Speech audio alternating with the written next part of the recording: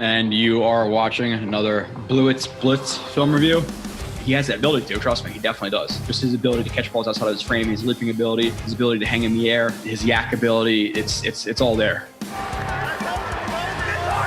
Lowers his helmet, low man wins, bang, rocks the guy. Hall running free, Brees Hall inside the 10, he's gonna score! The corners all do their job. You know, if you look at the picture right here, lock. 3rd and 1.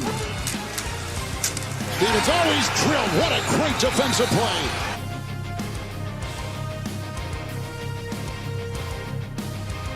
I don't try to Monday morning quarterback any of the reviews I do, and I'll try to be honest with a lot of the things I put up. And you are watching / listening to another edition of Blewett's Blitz. Lot got done in the last week or so. I literally just got done recording a Roma Dunze review. Doing Fuaga tomorrow. Doing Neighbors and Alt next week. I already released Bowers, Fashanu, Latham. First two were Fashanu and Bowers. Made them free, get a little taste, and then I think the rest of them are going to be pretty much paid. So if you enjoy them, obviously, if you want to watch the whole thing, subscribe. JorB31 on Twitter. Have plenty more reviews coming out. Past the draft guys, whoever we draft, I'm doing Tyron Smith, every single free agent we got, down to Isaiah Oliver and Leaky Fotu. I have done. I just got to record them.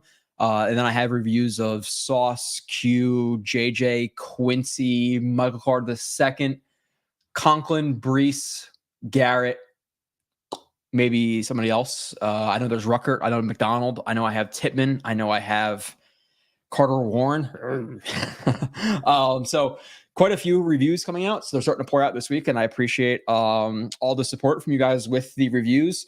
I also just found like I found like a couple people on Reddit recently. My wife actually found some stuff on Reddit. I appreciate the Reddit supporters, by the way. I didn't really dive into that realm, but I have some awesome supporters on there. So if you are listening from Reddit and you support my stuff on Reddit, I most likely saw your comment if it was in the last couple of days. So awesome. I really appreciate the Reddit people. Also appreciate just the support to the YouTube. I think in the last week, we've climbed 100 subscribers, which for a channel that doesn't have 10K yet, 100 means a lot. So I appreciate that people are appreciating the film reviews. And obviously you have Sabo's live streams with Wayne Corbett. I think those are on Tuesday, Wednesday, or Thursday nights. I don't know if it's like a set schedule. Rivka's been doing live streams. Then you also have Cool Your Jets. So make sure to check out all of those as well. So let me say hello to some people in the chat. I see some people talking about the earthquake, which, by the way, I don't know if it was something else that just happened 6 minutes ago, but I was sitting here and shit in my house started to shake again. Very, very little. Maybe it was somebody hit a transformer close or a big ass truck that I didn't see outside, but I think there was something else literally 10 minutes ago. But yeah, I was just sitting there. I just, it happened 10 or 15 years ago, right? There was an earthquake. I remember that happening. I was upstairs, so I definitely felt it. And then I walked downstairs. My wife's doing laundry, listening to some John Mayer, Ed Sheeran shit. And she's like, "What? There's an earthquake?" It's you didn't feel the entire house shake? What world were you in? I don't know. But yeah, I hope everybody's okay. I don't think anything fell or anything like that. It was only a 4 point whatever, so nothing crazy. Dakota, what is up? Jack Lee, O-line first pick, wide receiver second pick, trade down 2 or 3 spots for extra picks. Yeah, okay, that's pretty generic. Which offensive lineman do you prefer, Jack? Which wide receiver do you prefer at 72? Where are you trading down? Who are you trading down with? What are you getting? There's a lot of possibilities. It seems like the top, the 4 quarterbacks are going to go in the top 10 or in the top 9 before the Jets pick. So who are they trading up for? Does a team love Bowers? Does a team love, let's say, Roma Dunze falls to 10? There's been some talk that, there's no way that Rome falls to 10. I just don't see how 11 people can go in the top 10. You know what I'm saying? Like, it seems like, oh, now it's Fatanu, and now it's Rome, and Neighbors is definitely going. Bowers is definitely going. Alt's definitely going. Fashanu was everybody's boy 3 months ago, and now people are calling off when 3 months ago it seems like people were telling me to, like, eat a pile of shit because I didn't like Fashanu as my two. So people have changed on that, but a lot can happen. We're 20 days away from the draft. The one thing I did want to say is before the draft, I am during the draft first half, buddies coming over, whatever. We'll have a few brews. Second half of the draft, probably from like pick like 16, 17, 18 ish on for the rest of the draft. I will be on, just chatting with you guys.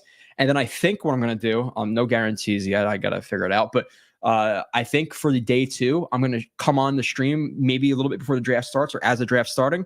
And I think for that show, I'm just going to do call-ins.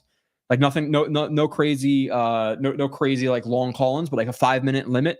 Kind of like I think Ryan does, like 2 or 3, just like a 5-minute limit. Get your thoughts out about the picks, about the Jets offseason, and then you're out of there. But I think it'd kind of it'd be fun to talk to some of you guys. So stay tuned for a draft night stream, a round 2 stream, most likely with call-ins.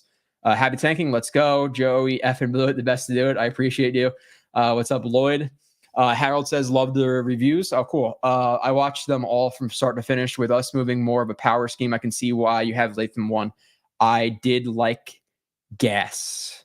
I don't know what you mean by gas, but yeah, Latham, like, and even going through the Latham review, like I said it, like, there was actually more negative plays in there than I thought there was going to be. But that doesn't mean that other guys, they're not going to have negatives. It's like, okay, Latham has a problem with holding that some people think, or whatever it may be, or lack of lateral mobility, which I would argue is more technique than actual lateral mobility. But yeah, with that being said, like, Latham review is what? I don't know. Harold, it was like 50 plays, 60 plays, whatever it was. I think it's actually 65 plays for number 65. So there was probably, 15 plays, 20 plays in there that were like semi-negative. Alt's review is going to be, I feel like every other play I looked at the other day is negative. Alt's, if you're like a big alt supporter, again, people have their opinions. I'm fine with that. I would urge you to watch the review and then see if you feel the same way. Not in terms of like him being some shit prospect. Like, he's not Evan Neal 4th round, but the people saying that he's like some absolute stud that maybe people even shouldn't trade up for, I really couldn't disagree less. He is my tackle 2 at this point. And people are going to shit on me for that. I really couldn't care less. I just stick to what I see, and you'll see in the review. I show you everything I see. So Harold says I did like Fashanu more after the review. I still don't think he's an ideal fit. From Harold, yeah, I agree with you. I do remember going through my review and specifically being like, hey, I'm actually a little bit more positive on Fashanu than I previously remember, where Fashanu is like my locked 3rd right now. And Fuaga being my 4th. And honestly, like, there's some times where I like Fashanu. I'm trying to even think, okay, I want to do that alt review and see if I have alt below Fashanu. People might think that's crazy, but I don't know. Film speaks. So Bowers is a hard pass. Yeah, dude. And this is from Harold, by the way. I know people for audio listeners are like, what is he talking to? I think Nani just put out a review or not a review, an article. Bowers caught like almost 50% of his passes behind the line of scrimmage. So yes, he's elite yak. He's very good athlete, like explosively, laterally, all that stuff. Vertical, no. Again, the contested catches, Harold, you saw it, I saw it. Like, a lot of it, there's just a lot of questions with Bowers. He's not some stud, that's for sure. Joe, all good by you with the earthquake. Aren't you close to the Lebanon area? No, I don't. Lebanon, I don't know what the hell that is. Sneakers and boots. I'm Monmouth County. Like, I am Central Jersey. If you don't think Central Jersey exists, click off. I'm in Central Jersey, like Sandy Hook area. If you know, like Sandy Hook, Long Branch, Asbury, like that's more my area. Not Asbury, but I'm in that general area. I'm in Middletown, which is, some people are like weird about like sharing where they live. It's like, what is Sneakers to Boots going to come in, knock and find me in 35 square miles of town? Like, Sneakers to Boots can't know I live in Middletown. Like, I don't know. People are weird about that stuff. Earthquake was wild. I'm in Morris County and shit was swinging for like 30 seconds. Yeah, it was a good 30 seconds. I said in my room, like, what the fuck is going on? Like, just woke up. It was like early, right? Like 10 o'clock, something like that. Which, if you think like, oh, he woke up at 10, must have slept in. It's like, no, I slept like 4 hours because of the baby. He's he's been just screaming at nighttime. It's been brutal, but nonetheless, he's been fine other than that. Gianto says, "What's up, Joe? I'm a regular listener, but I haven't been able to watch the live in a while, so happy to be here." I'm happy you were here as well, Gianto. What's up, my guy? Joe says, "We appreciate all the good film reviews. I appreciate you for your appreciation." Hello, Joe. Enjoyed the 2 free ones. Yeah. Again, it's just obviously that's what I offer to JetX, and it takes me quite a bit of work to do those. So just to give them all free, it wouldn't really do much for their website. So yeah, it is what it is. Captain K Techno. I'm glad you enjoyed those. And then the 15, 20 minutes of all the other ones, you get the first, 10th of the review, 8th of the review. And if you ever find the extra $5 a month, awesome. There's also some things we could do. Like if you ever want to DM me, I don't want to get in people's like financials and stuff like that. But if people are like struggling and it's like, hey, I can only afford $2 a month, like fuck it. Okay, $2 a month. I'm now hoping people don't just do that to save $3 a month. Like, I hope you actually kind of mean it. But let me know. Let me know, Captain K. I'm not insinuating anything, but if we get a penny from Captain K Techno for a stream. Dana, what's up? You sure it wasn't our Marius Mims falling down? Yeah, there's a bunch of people that jumped on the opportunities, like put big hits up on Twitter and stuff. Marvin Guns, what's up? Would you like to take a quarterback in later rounds for Mega Vegan? Yeah, I don't see why not. It's not something I think is absolutely necessary, but yeah, would I prefer that you get a guy in the 5th, 6th round who can learn behind Tyrod, who seems to be a great vet, and Rodgers, who's obviously one of the better quarterbacks of all time? Yeah, of course I would. I'd want a guy to develop. So I think it happens, whether it be like a UDFA or something like that. They'll get a quarterback in the later rounds, in my opinion. Joe, are you hoping to get any specific free agents out there that are still available? I could say off the top of my head, like there's kind of like 4 groups I'm looking towards right now. I think D tackle is kind of like iffy, just because I think at this point now, which we'll talk about who they got Hassan Reddick. I do think that they should be moving JFM inside more to rush. I do think he's a better rusher inside. I just don't think he has a necessary like athleticism to necessarily win consistently on the outside. So you put JFM inside, and then you have Reddick and JJ with McDonald rotating in on the outside with Q. I think that's a damn good group. So the need for a D tackle kind of went away from me a little bit, just because that's what I think they should do, and I'm hoping they do that. But past that, I'm hoping for a vet running back.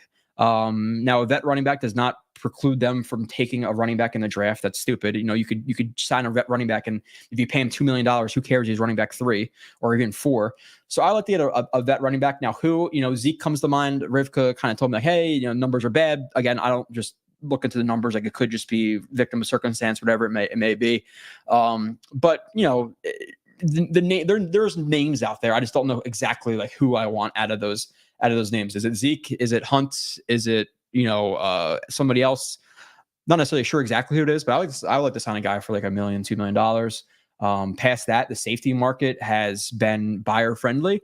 So could you get a guy? I think Blackman just signed back, but could you get a Quandre Diggs for $3, $4, $5 million to really like round out your room with a pretty good vet? Now, that's speaking from my past experiences watching him. I don't know exactly how he was last year, but a Quandre Diggs, and there's a few other vets out there, Eddie Jackson, just like somebody to add to that room. I would like to see as well. Now, the Jets may be waiting, because at this point, I think they're like teetering on getting a 4th round pick next year for Bryce Huff. So they have to hope that, I believe, two more guys sign contracts of $3 million plus before the draft to get that. In terms of like their free agents that just walked, that were unrestricted free agents. So I don't know if that happens. I don't know exactly who would sign for that much, but I think the Jets probably will hold off until the end of the draft. But I would say, unless it's $3 million that affects us as well. I don't know if it's $3 million for us as well. I'm not good with contract stuff, but I would say safety. I would say running back. And then interior offensive lineman being Connor McGovern. I would love to bring Connor McGovern back for what he got last year. I think $1.9 million. And then bring in a vet tackle, whether it be, and people are like, oh my God, Donovan Smith is so bad, but Donovan Smith or frickin', I think, what's his name is out there still. There's another, I forget the guy's name. There's another tackle out there. There's also Bakhtiari out there. Like, would you get one of those guys? So I would say vet tackle, vet interior offensive lineman, safety, running back are the things that I think will be added through the veteran free agency market. Now, 2 weeks from now, a month from now, I don't know. Buffalo Jets fan. Appreciate you for being in here. Says, congrats on the baby. Mine sleeps now, but she's running around destroying my house. She also has Latham as OT2. I'm assuming that's you that you have him as OT2. I got bad news for your daughter and bad news for you, Buffalo Jets fan, because I got Latham as OT1. OT1 for Latham for me. Yeah, I acknowledge that like it's a pain in the ass to have him streaming in your face for no reason right now because he's like 3 months old. But at the same point, I'm also able to just hold him and like do stuff on my computer, specifically film. When he's running around the house, it's not going to be as easy. So I got to put him in a playpen to do film. I don't know how I'm going to get it done, but I'll figure it out. I'll roll with the punches. Obviously, congratulations to you as well, Buffalo Jets fan, who I think your kid must have been born in like September, October, right? September, October, November-ish area. So a couple months older than mine. So congrats to you and your family as well. Let's see who else is bring on the fat bodies. Okay. Joe, are you able to get any specific free agents out? Oh, duh. Beginning, yeah. Throw out some names. Our management has a ton of potential if we trade down for an inexperienced player that has decent technique and you can't teach his physical attributes. But he's only had like 5 to 7 starts in college, right? Now, with that being said, you have two sides of the argument. You have, okay, well, we have 2 veterans, so you hope he doesn't have to play at all this year. And then you have the other side, which I think is probably more logical or slightly more logical. It's like, hey, we have veterans, both of them, Tyron Smith has missed games for the last 5 years. Now, to be fair, it's not a ton of games, but it's still, 3, 4, 5, 6 games, whatever it's been over the last couple of years. And then Morgan Moses missed, I think, a good 2-3 games last year, and is coming off of, I think, what he tore his shoulder or something like that. So you have 2 older guys who've had some injuries. So you're anticipating the tackle you're getting to, I would say at least, what's the over-under of games played? Like off the top of my head, 6.5, something like that. So do you want a guy super raw in there for 6.5 games, 6 games, 5 games, 4, 7, 8, whatever it's going to be, protecting Rodgers? I don't know. I still rather, I get having a little bit more wiggle room to take somebody more raw. And if it gives you the flexibility of, hey, trade down, get that more raw guy, and then you get a receiver too, I'm cool with it. But it depends on like who's on the board at 10 and what are the trade downs, because like if you're going to take a tackle, I would be thrilled with Latham at 10. Like that's how I feel. So build a huge wall. Lauren says, I like Odunze, but if they do that, we need a veteran swing, even if we don't, one in the third. Goodbye, Max Mitchell. Yeah. I'm hoping it's a situation. Let's just say it's Donovan Smith. Again, Donovan Smith sucks. We all know that, but he's probably sucks less than Carter Warren and Max Mitchell suck, right? Like there's different levels of suck. So I think he just sucks for a starter, and it's probably not even a great backup, just probably an okay backup. I'll take an okay backup. That's not what Max Mitchell and that's not what Carter Warren were last year. So if you sign him, then you only have maybe another spot or 2 available. Max Mitchell, Carter Warren battled it out for 1. Maybe you carry 5. You see offensive lines carry anywhere from typically like 8 to 10, maybe 11. So could you carry, 5 tackles? Let's say it's, obviously Moses, Smith. Let's just say it's Donovan Smith for another reason. So Tyron Smith, Donovan Smith, Morgan Moses, Max Mitchell, and Carter Warren. I think it's a possibility because then you have your 3 interior guys, and then you have Schweitzer and Connor McGovern, and you have 10 offensive linemen. I'm okay with that. But yeah, I would like to add a vet tackle just because you don't know where you get a tackle. And I know everybody loves everybody in the draft and all that stuff. But if you're telling me right now, sign the dotted line for Donovan Smith for 1 game at left tackle versus some random rookie in round 3, because people will say, oh, well, we'll draft one at 10. You don't know that. So let's just say they draft one in round 3. Round 3 tackle or Donovan Smith for a game right now. Like I know people will say, oh, well, draft the guy, but I think, I don't want to put words in your mouth, but you might be wrong. At least in my opinion, you're wrong. So Mims, bring on the fat bodies. Have you checked on out the tackle from Washington? Yeah, Troy Fatanu. It's just funny that like people just rise and fall like out of nowhere. Like Fashanu was the hot name, then he fell, and then it was Fuaga, and everybody's talking about Fuaga, and then Fuaga kind of fell off, and now it's Fatanu. So like he's the new flavor of the week, I guess. I could say that in passing while watching Rome Odunze, I was not thrilled with what I was seeing from Fatanu. He's very volatile. Like he's very quick. He has very quick feet. He's a very, very quick punch. He has decent like pop on contact, but in terms of like his actual like sustainable power for the NFL, I don't know if it's there. He plays pretty out of control. So I didn't love him watching him. Now I understand like the hype around him, but do I think he's like the Latham Fashanu level of player, I don't. Now, again, transparently, I watched him while I was watching Odunze. So I was mostly watching Odunze, and I would focus on him some plays, depending on how tired I was, realistically. So Rams ex-head coach Mike Martz also liked Latham OT1, Fashano 2, Alt 3 doesn't like Alt Bender or driving force. I think so. I looked back at my notes because somebody else said this to me recently about his knee bend. And again, I watched him 2 months ago, so I'll forget off the top of my head. I didn't have anything bad about him in my notes about knee bend. I could go back and watch and actually talk about it and do the film show and be like, oh yeah, I actually don't like his knee bend. I would say my problem with Alt in general is his run blocking is not great. Like his angles and stuff are there, but in terms of like driving guys or defining gaps, he doesn't move guys very well. He's very high-waisted. So, 6'8" sounds great, but functionally, it's actually not so great. Your high-waisted is not good in terms of winning leverage battles. It's really your hips. It's not your head. So you want your hips under a guy, and when he's 2 inches higher in terms of his hips, it's harder for him to get under guys. So I think he, at least to my knowledge, remember watching him, I don't think he played with bad knee bend. I just think he's so damn high because of how tall he is. So he doesn't really create a lot of movement in the run game. And then my problem with him in the pass game, like I said, is he plays way overextended.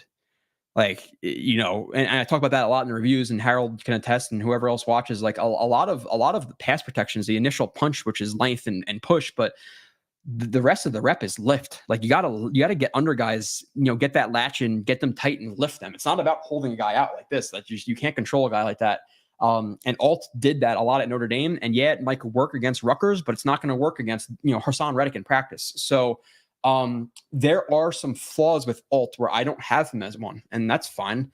I'll be true to what I see, and I don't see some absolute stud out there. And again, it's not to Evan Neal's level or anything like that. I still think he's a good prospect, but some slam dunk trade up guy, I'll be pretty transparent. I would be furious if the Jets traded up for Joe Alt. So, watching live from Vienna, Austria. Okay, I've been to Austria.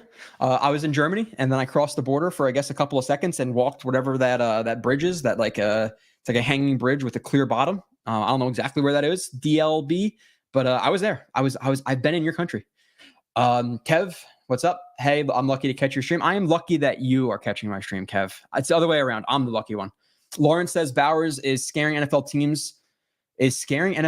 Are way more capable at linebacker and safety to just blow up those screenplays. He's not going to have as much of a mismatch if he goes nowhere. Yeah, and again, it's not even like he was taking advantage of linebackers and safeties at the collegiate level because of his route running. Half of his production, if not more, actually, no, let me rephrase that. More than half of his production, but about half of his catches were on screens and stuff. So a lot of his stuff was manufactured. Now, yeah, he had yak and stuff. That's great. And I think he'll still be a good yak player in the NFL, but there's a difference getting tackled by some, Joe Williams from San Jose State than, Matt Milano. A little bit different. So I'm trading down with you. Tony the GM. I know you've been supporting myself. I appreciate you. But who are you trading down with? Preferably, I get it. I am in the trade up camp. That's where I am. I think the Jets have plugged a bunch of holes. I think you can add cheap vets through, safety, again, interior offensive line, tackle. So the last big starting level hole for me right now is receiver. Mike Williams might not be healthy for the first couple of games, and even if he is healthy, he's not going to be 100%. So trading up to get that absolute stud might put the Jets over the top. Legitimately, that's why I feel like the roster is right now. If you add Neighbors to this group, dude, watch out. A fivesome at these skill positions of Neighbors, Garrett Wilson, Mike Williams, Tyler Conklin, and Brees is stupid good. And then you put that with a healthy offensive line, with the Jets' healthy offensive line's top 10, top 5, 10 quarterback. Elite defense? I don't know. Or we could trade down, try to get a little fancy and just being, realistic. A lot of people like these names. We could trade down to 22, get Brian Thomas Jr. He's like the reincarnation of DJ Chark because he's like a fast tall guy who can't necessarily catch and may not be the most nuanced. And then we're stuck with a jag of a receiver. And then we're like, shit, I wish we did just trade up for Neighbors, So I think it's easy to just check positional needs, out of a box, but it matters in terms of the quality of player as well, because if Brian Thomas was some stud, he wouldn't fall to 20 or 21 or 22. I'm going to just pick the random name at receiver. I'm talking about the next tier of guys. To me, it's Harrison, own tier, Neighbors, own tier, Odunze, own tier. I don't think either one of those guys are they're in the same tier as each other. People are saying Neighbors is raw and like he has to get up to Odunze. I just did the review. I literally did not have one play of Odunze, and I watched his entire season of him beating press coverage cleanly. Now, maybe it was out there and I just didn't record it for whatever reason, but he does not beat press, and he has like 2 or 3 releases. That's it. So, and I see a lot online about how nuanced his route running is in his releases. I don't get it. I think it transparently, I think it's a thing where people look at the stats. They see that Odunze has I don't know, whatever catch percentage versus press, but realistically, it's him not getting off of press cleanly and then being forced into a contested catch situation, catching the ball. So like, yeah, the result is he won the rep in which he was facing press, but he did not win the initial phase of press, if you feel what I'm saying. So I have a lot of questions with Odunze. Now, with that being said, stupid ability to catch the ball in traffic, stupid body control, ridiculous tracking of the ball, really good late hands, really good, like really, really good everything contested catch. Amazing, legitimately amazing at contested catches. Very smooth out of his, smooth out of his breaks. There's more nuance to his route running than he needs in terms of his breaks. Fluid athlete, good speed, good acceleration. 4.45, like we said on here a couple of months ago before the combine happened. He's not a 4.3 guy, he's like a 4.45 guy, which is fine for 6'3. But he needs a lot of work. So like he's a guy who I would be okay with at 10, but I wouldn't like jump for joy. Like, okay, like I get it. He's an absolute stud. With that being said, I know Mike Williams is here for a year. I'm telling you, for this year right now, Mike Williams is basically Odunze. Like they're the same player. Mike Williams is a little bit stronger, I would say. Rome's a little bit faster, and I would say better body control, but Mike Williams is a little bit more of like a Brandon Marshall, where, you have a guy like Odunze might be more of like like AJ Green, like for thinking like body types and how I'm feeling about them. Oh, big dick super chat from King Cat. I think that deserves two. One King _cat. I appreciate you big time. $50 super chat is that's a big one. I'm assuming I've been saying trade whatever picks it takes to get Malik Neighbors. My opinion, F those picks. Thank you for the work that you do. Yeah, I really appreciate that. King Cat, obviously $50 is, again, it's a good chunk of change. That's a year of JetX membership right there. So I definitely appreciate it. Yeah, again, it's just a thing where like, do you want to get a bunch of potential C+, B- players instead of getting like that home run? Because does Brian Thomas Jr., let's say, and some round 2 tackle who's most likely not gonna, he's gonna play a few games, but he's not gonna make like a substantial impact, at least this year. Do the 2 C+ equal the A- player in Malik Neighbors? I don't know. Now, if you're really going to be like, excuse my French here, but like big dick in it, go up and get Marvin Harrison Jr. But that may cost you an extra, that might cost you a first, where maybe Neighbors is, a second next year and a fourth this year or something like that. And I would be willing to do it. That's where I'm personally sitting. It's like trade up for Neighbors, draft Latham or Fashanu at 10, or trade down. I'm also okay with Odunze at 10. I would be more okay with Odunze at 10 than I would be with Bowers at 10. I have so many questions about Bowers. And again, it's not a thing where I hate him. It's not a thing where I'm saying he cannot be a good player, because he undoubtedly can. There are just a lot of question marks around his game that were unanswered via film. So that's why I'm not so comfortable with him. But King Cat, I definitely appreciate the super chat. That's awesome. Okay, let me go back to where I was. Somewhere in the chat. Joe changed the channel name to Copper Blewett. I don't know. Yeah, you know what? Probably not, Sluggo. Probably not. But yeah, no. People would be confused. $1 is a lot of money. I'm so sorry, Joe. Igor says. $1 is a lot. Hey, dollar has a value to different people. DLB, Vienna, Austria, home of the great Bernie Luther. I don't think I know who that is. Sorry. Antos, I'm on team OT at 10, but if Neighbors somehow falls, it's real tempting. No, Antos, listen, I'm not going to put words in your mouth. If they took an offensive tackle over Neighbors at 10, I will revolt. I'll be pissed. Neighbors is good. He's good, man. I like Latham. I like, Fashanu even more than I thought I did. If Neighbors is there, you sprint that card up. You sprint it up. If he falls to 6 or 7, I think you should trade up for him. Honestly, again, I think that could legitimately put you over the top. Some people might, stupid. Don't, have you seen our tackle depth and all that stuff? Again, I get that thinking. And maybe it's like the fan in me where I'm thinking that one extra, push for an elite player could really put the Jets over the top. Maybe I'm wrong. People have different opinions. But that's kind of where I'm sitting right now. Just because I think the talent difference of him and Odunze is probably larger than, at least for me, than other people seem to think. So Scott says, I can't go anywhere without Dano showing up. In his defense, Scott Foster, I've definitely seen Dano in here before. I don't know if I've seen you. So I'm Team Dano right now. Team Dano. Mentioning Reddick, what do you think? Yeah, I'll get into that. A little bit interesting, right? That like they replaced Bryce Huff with an older player. 1 for 1, I do think Reddick is the better player because I think he has a little more diversity in his rush. And there were plenty of times where like he beat the guy, but the pocket wasn't pushed into him. Whereas for Huff, the pocket would get pushed into him. I'm not discrediting Huff because Huff was a savage. Like realistically, he was a savage, but 1 for 1 right now, I do think Reddick is the better player. Now, was it a thing where the Jets didn't want to commit to Huff long term, and they only wanted it to be maybe a year or 2 thing? And that's why they got rid of Huff for Reddick. Now, if they turn it into a thing where, hey, you get a 4th round pick for Huff leaving this year because they played the system right, and they signed Reddick for 2 years, and by that, or they extend Reddick for not even 2 years. It could be this year or 2 years, and then by that point, McDonald steps up, and then you got a good year from an elite rusher, a good year or 2, and then you also get a pick, and like that's how you kind of messed around with it. I'm okay with that. Now, in general, would I prefer to just keep the player who's 25 years old, who's ascending? Yeah, I would say I would have rather had Huff for a similar price and maybe a longer term deal. But with that being said, like, who's to say that he even wants to play here? Like, I think people just automatically assume again, Madden, like Eagles offer 20 million, we offer 20.1, and he signs with the Jets.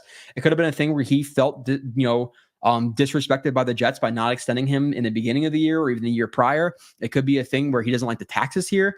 It could be a thing he doesn't like the team. He doesn't like Saleh, doesn't like Woody, doesn't like Douglas, doesn't like Rich Cimini, whatever it may be, or it could be, hey, he said that he views himself as a full-time player, and the Jets played on what, like 40, 45, 50% of the snaps, and the Eagles said, hey, we'll play you 70. And he took that job. So we don't really know exactly why he left the Jets or what the Jets offered. But if you lose Huff, Reddick's a pretty damn good replacement. You're talking about, I think, the 4th highest sack total in the NFL the last 4 years, only trailing like, I don't know, Bosa, Watt, Garrett, or whatever that group is. Like, he's an elite edge rusher at this point. He's really good. He's different than Huff. Huff is a little bit more linear, a little more boxy, but probably I would say fat, like more explosive off the line. But Reddick is a little bit more well-rounded. Uses his hands a little bit better in terms of like power to, or actually power to speed. There's speed to power and power to speed, and he does some power to speed as well. A little bit more variety in his rush rooms, a little bit more lanky, a little bit more bendy. Huff was more explosive, but Reddick is more bendy. Bendy. He's more like Will McDonald than Huff. Will McDonald and Reddick have very similar like builds and play style. I would say that Reddick is a little more powerful than McDonald, but they have similar type of like length and twitch and flexibility and bend and all that stuff. So you trade what's going to end up being a 3rd round pick. I think he has to get 10 sacks and over 67.5% of the snaps at defensive end to make it a 2nd round pick.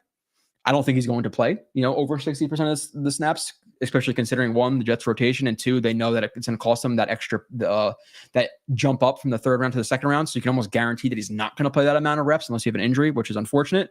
But 3rd round pick, you hopefully get a 4th for Huff. So, you're trading a 3rd for a 4th for Reddick, basically, Okay, I'm down for it. What, $14.5 million this year, $15 million this year? Dude's a stud. He's a better player than Huff again at this point. more of a full-time player. So I think you upgraded that spot. Now, interior of the defensive line, I would take Woods Jefferson over Fotu Kinlaw. That's just me. But I think that the addition at edge probably balanced it out. We're just as good as last year, just a little bit different in terms of the setup of the group. And now, with that being said, that's just saying that Kinlaw and Fotu are going to play inside. If it's a situation where the Jets are realizing like, hey, we had JFM in the inside years ago. I don't know if I think it was the year before Salah where they played him more inside, but I think that was Gase's year, right? Yeah. But if they look at him and say, hey, we want to play him more inside, and it's going to be a situation where now it's, again, let's say Reddick, Q, JFM, JJ / McDonald rushing. It's a better group than last year, but do they do that? Or are they going to be, in my opinion, stupid and have JFM and JJ on the bench? You have 4 really good guys at DN there, with JFM, JJ, McDonald, however you want to consider him, and then Reddick. At any time, for the most part, base packages, 2 of them are going to be on the bench. So, me personally, not going to put words in your guys' mouth, I much rather have JFM rushing from the inside than Kinlaw. So let's get JFM on the field. And then with that being said, you're also adding McDonald or JJ or Reddick to the field, So I think it's worthwhile. Oh, the super chats are killing it today. Jan, $20. Jan, I always appreciate you. I was super chatting. You say, can you guys figure out a way for us to be able to do the review? Oh, Jan, you did reach. Was that you on? I think it was on Twitter, or maybe you email.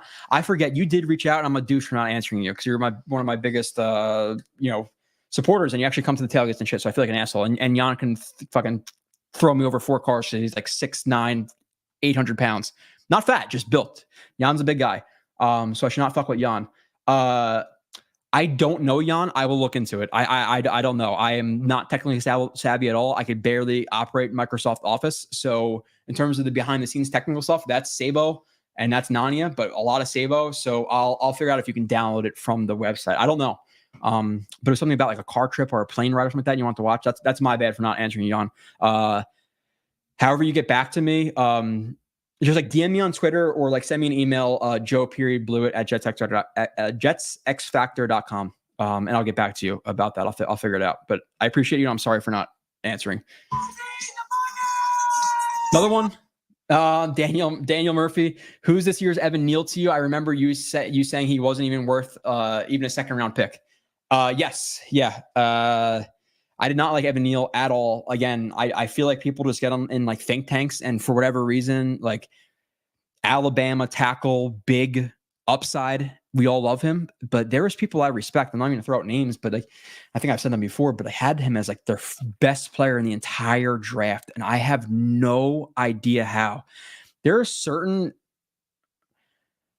like players and topics and stuff, like, your order of players or whatever. Like I can see some wiggle room. Like, okay, if you have Fashanu one, okay, I get it. Like, that's fine. If you have Fuaga one, don't agree, but like, okay, I get it. Like for whatever reason, it might be a little bit odd, but Evan Neal, like lockdown 1 generational tackle, whatever people were saying about him, woof. Like I did not understand at all. So like taking it for what the actual question is, Daniel, like, I'm just gonna say Dan. I don't know why. I see Daniel and I want to say Danielle. I don't know why. I'll say Dan. There's nobody who I see in the 1st round who I'm saying should be a 3rd or 4th round pick. Like that was an extreme example. I probably don't think that's ever gonna happen again. I could say that the people that I'm lower on than the consensus, nobody that low. I would say Alt is my tackle 2 or 3 at this point. I think he's largely overrated by people who are saying like he's so clean and he's tackle 1, no doubt about it. I don't necessarily understand based on these. Now with him, I think I only got like 5 games. Typically I watch the entire season. I just don't think he's a realistic option for the Jets, so I don't want to waste time. So maybe the other 7 games, there was something that I'm not seeing in the 5 games I watch. I think 5 games is a solid sample size. I could tell you in the, let's see, hold on. I'll literally count alt review. So let's see my alt review. I have 22 plays. Out of those 22 plays, I'm just going to count how many I think are probably bad. 1, 2, 3, 4, 5, 6, 7, 8, 9, 10, 11 out of 22 plays are bad. I don't know. So I would say alt. I would say past alt, it's Bowers with the generational tight end, all that stuff. Again, I did the review out there. Harold watched it. It's not a lot. It's not for me saying, hey, I'm seeing something that's really bad. It's me saying I'm not seeing enough to label this guy generational or top 10 guy. Again, a lot of his yak situations were manufactured by the offense, which obviously he took advantage of. But you're not going to say, okay, this guy's going to be Debo. Let's just plug him in our offense like Debo. He's not Debo, So a lot of questions about him. I wouldn't be thrilled with him at 10. And I could say past that, the only other guy who I seem to be lower on than consensus is Odunze, specifically because I'm not seeing what people are in terms of the releases. I realistically, again, maybe I'm being a dick here. I think that a lot of the people who are saying he has a lot of good releases are looking at stats and seeing that, versus press coverage, he won 80% of the time, when in reality, it's because of a good contested catch instead of actually creating separation at the line of scrimmage. So I would say those three in terms of like the guys who I'm probably lower on than the rest. But there is no Evan Neal of the draft. I probably think there never will be again. I don't think I'll ever be that low on somebody that people are so, oh my God, dude. Okay. Well, King Cat just went over $100 for the stream. So he says, F those, more money. This is great. I like it. Picks, grab neighbors. Yeah. Like I said, King, I'm with you. That's my preferred thing right now. If you had said sign the dotted line for whatever the Jets are going to do, trade up to 6 or 5 for neighbors. Probably 6 though, right? Because probably 4 quarterbacks in the top 4. That's what it seems like it's going to be. Marvin Harrison Jr. at 5, neighbors at 6. Now the question comes with how much is it going to cost to you in terms of the difference of capital between 6 and 5? Is it worth it from go to 6 with neighbors to 5 to Harrison Jr.? It depends on how much, these teams are wanting, because that team might be like, hey, listen, like Harrison Jr. may be generational. He may be best receiver to come out in the last 5 years, hike up a little bit more capital for this. So it depends on what the actual price is, but trading up for one of those guys is my preferred option as of right now.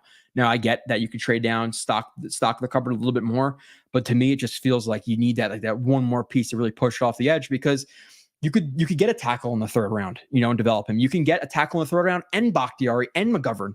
Like, it's not like this is our last chance to add to the roster. You could still sign. Who the hell is that tackle? There's a tackle who's floating out there. Is it Cam Fleming? I think it's Fleming who's out there. People wanted last year. So get Cam Fleming, McGovern, a round 3 tackle, and trade it for neighbors. Fuck it. Sign a $2 million safety. And we're set. Like, what else do we need? I don't know. But I appreciate the super chats for sure. King Cat, I think it's the first time I'm seeing you in here, and you're making your impact, so I'll remember you for sure. Okay. Latham at 10. I'm just trying to figure out exactly where I am. Mentioning Reddick. Yep. Latham at 10. Joe, likely to get back McGovern back and add Quandre Diggs. Likely? I don't know if it's likely. Am I going to take the field versus the Jets for Quandre Diggs? Yes, because there's certainly one of the teams out there who can sign him. So is it likely that we sign Diggs? No. I would say there's probably at least a 30% chance we sign McGovern back, which, considering we're only one team out of 32, it's pretty good odds. I would hope that he comes back, because I like McGovern as a player, and I think overall he's probably underrated by fans. I think he's at least okay. A very, very good backup. So I would love those two dads. Again, McGovern, Diggs, vet running back, vet tackle. That costs you, vet tackle, $2-3 million, let's say 2.5. McGovern, $2 million. We're talking about $4.5 million. Diggs, or another safety, $3-4 million. Let's just say it's $8 million. And then backup running back, $2 million. So we're talking about $10 million right now, which actually, Buffalo Jets fans in here, talking about our cap space. I saw some back and forth. I think there's some discrepancy in terms of how much exactly the Jets have right now. Because I actually, I think I wrote this down, or no, I think I might have screenshotted actually Buffalo Jets fans tweet. So if he's in here, that's fine. We said cap space, $2 million. Cap needed to sign the draft class is about $10 million, and in-season cost. Effective cap space is at negative $8 million. But apparently, some shit with the cap. I hate the cap stuff. But apparently, the cap or the cap needed to sign the draft class is more like $3 or $4 million. So let's say our draft class, we're at about negative $2 million right now. Let's say about negative $2 million ish money. That's including the draft class. So this is spending money. Restructure a JFM, you can get $9 million. So let's just say we're at 2. Now we're at $7 million. You extend DJ Reed, that's another $7 million. You have $14 million to play with. Now you don't have to push all that money, but clear that 10 and then sign those guys and then trade up for neighbors. Like that's where I'm at. That's where I'm at. Igor says, do you think 99 showed enough for us to believe he's going to make a similar jump in year 2 as JJ? I could say that watching McDonald back, I was higher on him than just watching kind of generally throughout the season. Like he definitely had good reps. Do I think he's going to definitely take the JJ leap? No. Do I also think like, what is the JJ leap? Like, where are you valuing JJ at right now? Because JJ is a very good run defender. His pass rushing, in my opinion, is average. He had 6-7 sacks last year. If you watch those back, and I do have a review of him, probably 4 or 5 of those are like coverage sacks or the pocket getting pushed into him. So he's a decent rusher and a very good edge run defender. So it's not like he made a leap to like being Max Crosby or anything like that. Like he's still very solid run game. Okay as a pass rusher. I think he's just okay. So McDonald, I think, has a much higher upside than JJ in terms of as a pass rusher, at least right now. I don't think he'll ever be where he is in the run game. They're different players for sure, but I was positive on what I watched back. To give up on McDonald now, I think is a little bit crazy. Now, does signing or trading for, Reddick necessarily like give a rosy picture of McDonald? Like I see that people can feel that way, but with that being said, the Jets will always overload that position. Like they drafted him last year with Huff even here. Now Reddick is the better player than Huff, especially considering, especially at the start of the 2023 NFL draft. How do I want to say that? He's a better player now. No, I don't know how to say that. I don't know. Is that another? Hold on. Oh my God, dude. You're king. I don't know if you had a wife or a family or whatever, but you gotta dedicate this to some, I don't know, like veteran homelessness or something, but you just got money to throw around today. So I'll take it. I appreciate money. I got Neighbors over Marvin Harrison Jr. It's not an opinion that I have not seen before. I've seen people say that, they have different orders, whether it be Odunze or Neighbors at one above Marvin Harrison Jr. Now, my Marvin Harrison Jr. watching has been more passive because, again, I don't think he's a realistic option for the Jets. Do I think that's a crazy statement? No. Do I think I agree with you right now, sign the dotted line? Probably not. Could I watch Harrison Jr. and be like, no, I actually like Neighbors more? 100% I could. But that's ballsy. That's ballsy, and I appreciate your money, King, for sure. I think I don't know what YouTube takes, but you're putting some money in my pocket, so thank you. Okay, yeah, JJ jump. I think it's possible. JJ definitely improved, but I think the jump may be a little. Oh, there you go, Harold. But I do think McDonald has shown enough to think he'll be a good player. Yeah. Is Fournette washed, or is he still an okay third down option? Not a tattoo guy yet, Ricky. Okay.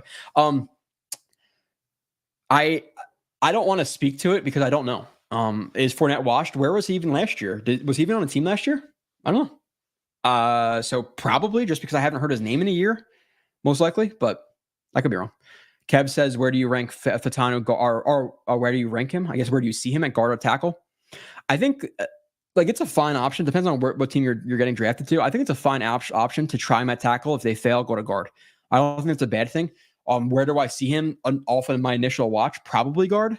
But that's more because I like him in a phone booth because he gets a little bit uncontrolled in open space. So I kind of like him where he can be controlled. And that's something that I am not comparing Troy Fatanu or whatever. Yeah, Fatanu to Billy Turner. But that was actually surprising about Billy Turner's film when I watched him when the Jets obviously signed him last year. Was lighter guy, gets bull rushed all the time.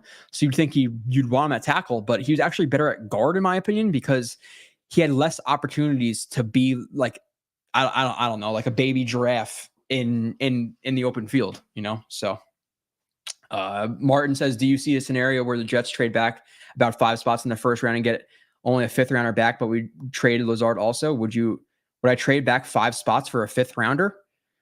No. No, you're telling me that Lazard trading back 5 spots, trading and get back a 5th. Yeah, no, you'd get like a second, you'd get like a third for that. So you're saying you're basically trading. You're instead of a 3rd round pick, you're getting a 5th, and you're getting rid of Lazard. So a 2-round jump is worth a $10 million in cap savings. Probably not. I see what you're saying there, but I would say a little bit less.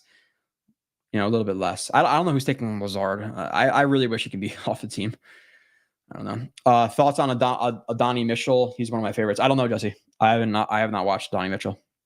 The good thing about this is a lot of these players who I don't know, one on day 2, hopefully you guys are going to call in and you're going to give me your opinions on them. And then once they're drafted, I do a full blown review, so. Quarterback. Wapa. Latham Fuaga can usurp Simpson at left guard for 2024 and take over for Smith in 2025, and O-line is set. Yeah, but like, why do we need to do that? Why? Simpson's fine. Simpson's here for 2 years. Simpson, to me, is about an average level, maybe a little bit below, but maybe even watching back, I might think that he's a little bit just average. Like, I think he's fine. I think I like Simpson as a guard. And if your worst offensive lineman on your team is average, we don't need to replace him. Like, he's 25, 26 years old, whatever he is, 27, I don't even care. So I don't think there's a need to usurp him necessarily. Like, I rather usurp Lazard as the 3, So, let's see. Jameson Williams from Miami. James Williams from Miami. Dude's a freak. Yeah, I haven't heard. 8 starts for Mims, and I think he may be able to play right away just based on his traits and what I saw watch him. Okay. So, linebacker. I think they still need to address wide receiver 3. This is from G. Antos. Lazard may be better with Rodgers, but can't trust him. Would love Corey Davis and draft 1 round 3. Oh my God, dude. Yeah, that's if they can get Corey Davis back for like $5 million, and then you draft the guy in round 3, and your lineup is, Garrett, Mike Williams, Corey Davis, round 3 guy. Lazard is your 5 and Gibson as your 6. Okay. Now I don't love paying your wide receiver 5 $11 million, but here we are. He lunges a lot, but also has some teachable flaws. This is from a while ago. I'm gonna try to fly through the chat. Drafting an O-line move is still an all-in move while preparing for the future, preparing as much as possible for injury, so it's likely they won't happen. Yeah, no, I get it. Trust me, I get the offensive line need. It's just Neighbors is a better player to me than any of the offensive linemen. And with that being said, it fills an immediate need where tackle does not fill an immediate need. I don't discredit people from wanting a tackle. I completely get it. We've seen such shit situations in offensive line, but I think hoping for the best case scenario, I think Neighbors is more impactful than any tackle we get this year in a year where we're going for Super Bowl or bust. If it's a situation where, hey, we had Zach Wilson. We were anticipating getting 7, 8, 9 wins. Now it's like, yeah, definitely draft tackle. Trade up would be asinine. But we're going for it all, So, actually, it's 6:55. I should be able to put the Mets game on. Mets started, 0-5? Now they're 1-5? It should be on Fubo, right? I don't know. Somebody tell me where the Mets game is on? Because I would like to watch the Mets game. No, I'm not going to be able to find it off. Son of a bitch. Okay, I don't want to have to click through too many apps and stuff like that and keep you guys waiting because we got two super chats. Dan says Fatanu, the flavor of the month. Thoughts? Yeah, I mentioned this a couple minutes ago, so I don't necessarily want to completely repeat myself. Like I said, I think he's better in a phone booth. I think that he plays a little bit out of control, very volatile in terms of like highlight play, not highlight play, not highlight play. I watched him in passing while I was watching Odunze. I didn't do like a full blown review, but I think he's kind of the flavor of the month right now. Like you had Fashanu, flavor of the month of January, the flavor of the month or February, let's say. The flavor of the month of March was Fuaga. The flavor of the month right now, April, is Fatanu. So like it happens. Like, where are all the Fashanu people again? Like they were heavy and you don't have them as 2, you're a fucking asshole. It's like now they're like, oh, he might be my 5. It's like, what the hell? So yeah, in terms of 10, based on what I watched, limited watching, I would say no at 10. I would not be thrilled with him at 10. Next one. From Sneakers to Boots, King Cat helping Joe to get much closer to be able to draw on the screen. Each pick this draft is going to be suspenseful. I want to trade down for and grab Latham. We trade up, though. I'll be grinning ear to ear. Yeah, I'm going to be ecstatic. And if they could trade down and grab Latham, I'm like, okay, that's freaking tempting because that would be awesome. And yes, King Cat is that's the next things I need. Like, right, I upgraded the audio, I upgraded the camera, I upgraded the room. I got to hang that thing behind me. Got a TV, all that stuff. The next thing I need is a laptop and thing. I want to be able to draw on the screen so bad. Because like I'll be talking on the film, like, oh, look at this or the instep or look at this foot or on the toe or leverage or whatever I'm talking about. And I can't draw and I'm dying to be able to draw on the screen. So yes, King has helped me out there. But second part of your statement here says, I want to, trade down. I already kind of addressed that. A trade down for Latham is almost as appealing as a trade up for Neighbors. If you trade down and get Latham, that's an absolute slam dunk of a draft right from that point. Now they'll go into the second round and third round and draft guys like Ardarius Stewart and Brandon Dixon and Jalen Saunders. Then we'll have different, maybe different, but I won't be that down on JD yet, even though he has some things to prove to me. So I appreciate the super chat though. Sneakers and Boots, you guys are killing it tonight. I don't know if it's a thing like, hey, I'm putting out a lot of film now, so you guys are like, hey, I'll throw you money back. Like, hey, I'm down with this. A lot more reviews coming. I think I have 29 right now cooked. I have to watch the second half of the Pats game, week 18, and I'm done with all my Jet reviews too. So I have like 29 reviews. 3 are out, 4 is coming tomorrow, and then all the draft class too. So a lot of reviews. Takes a lot of time.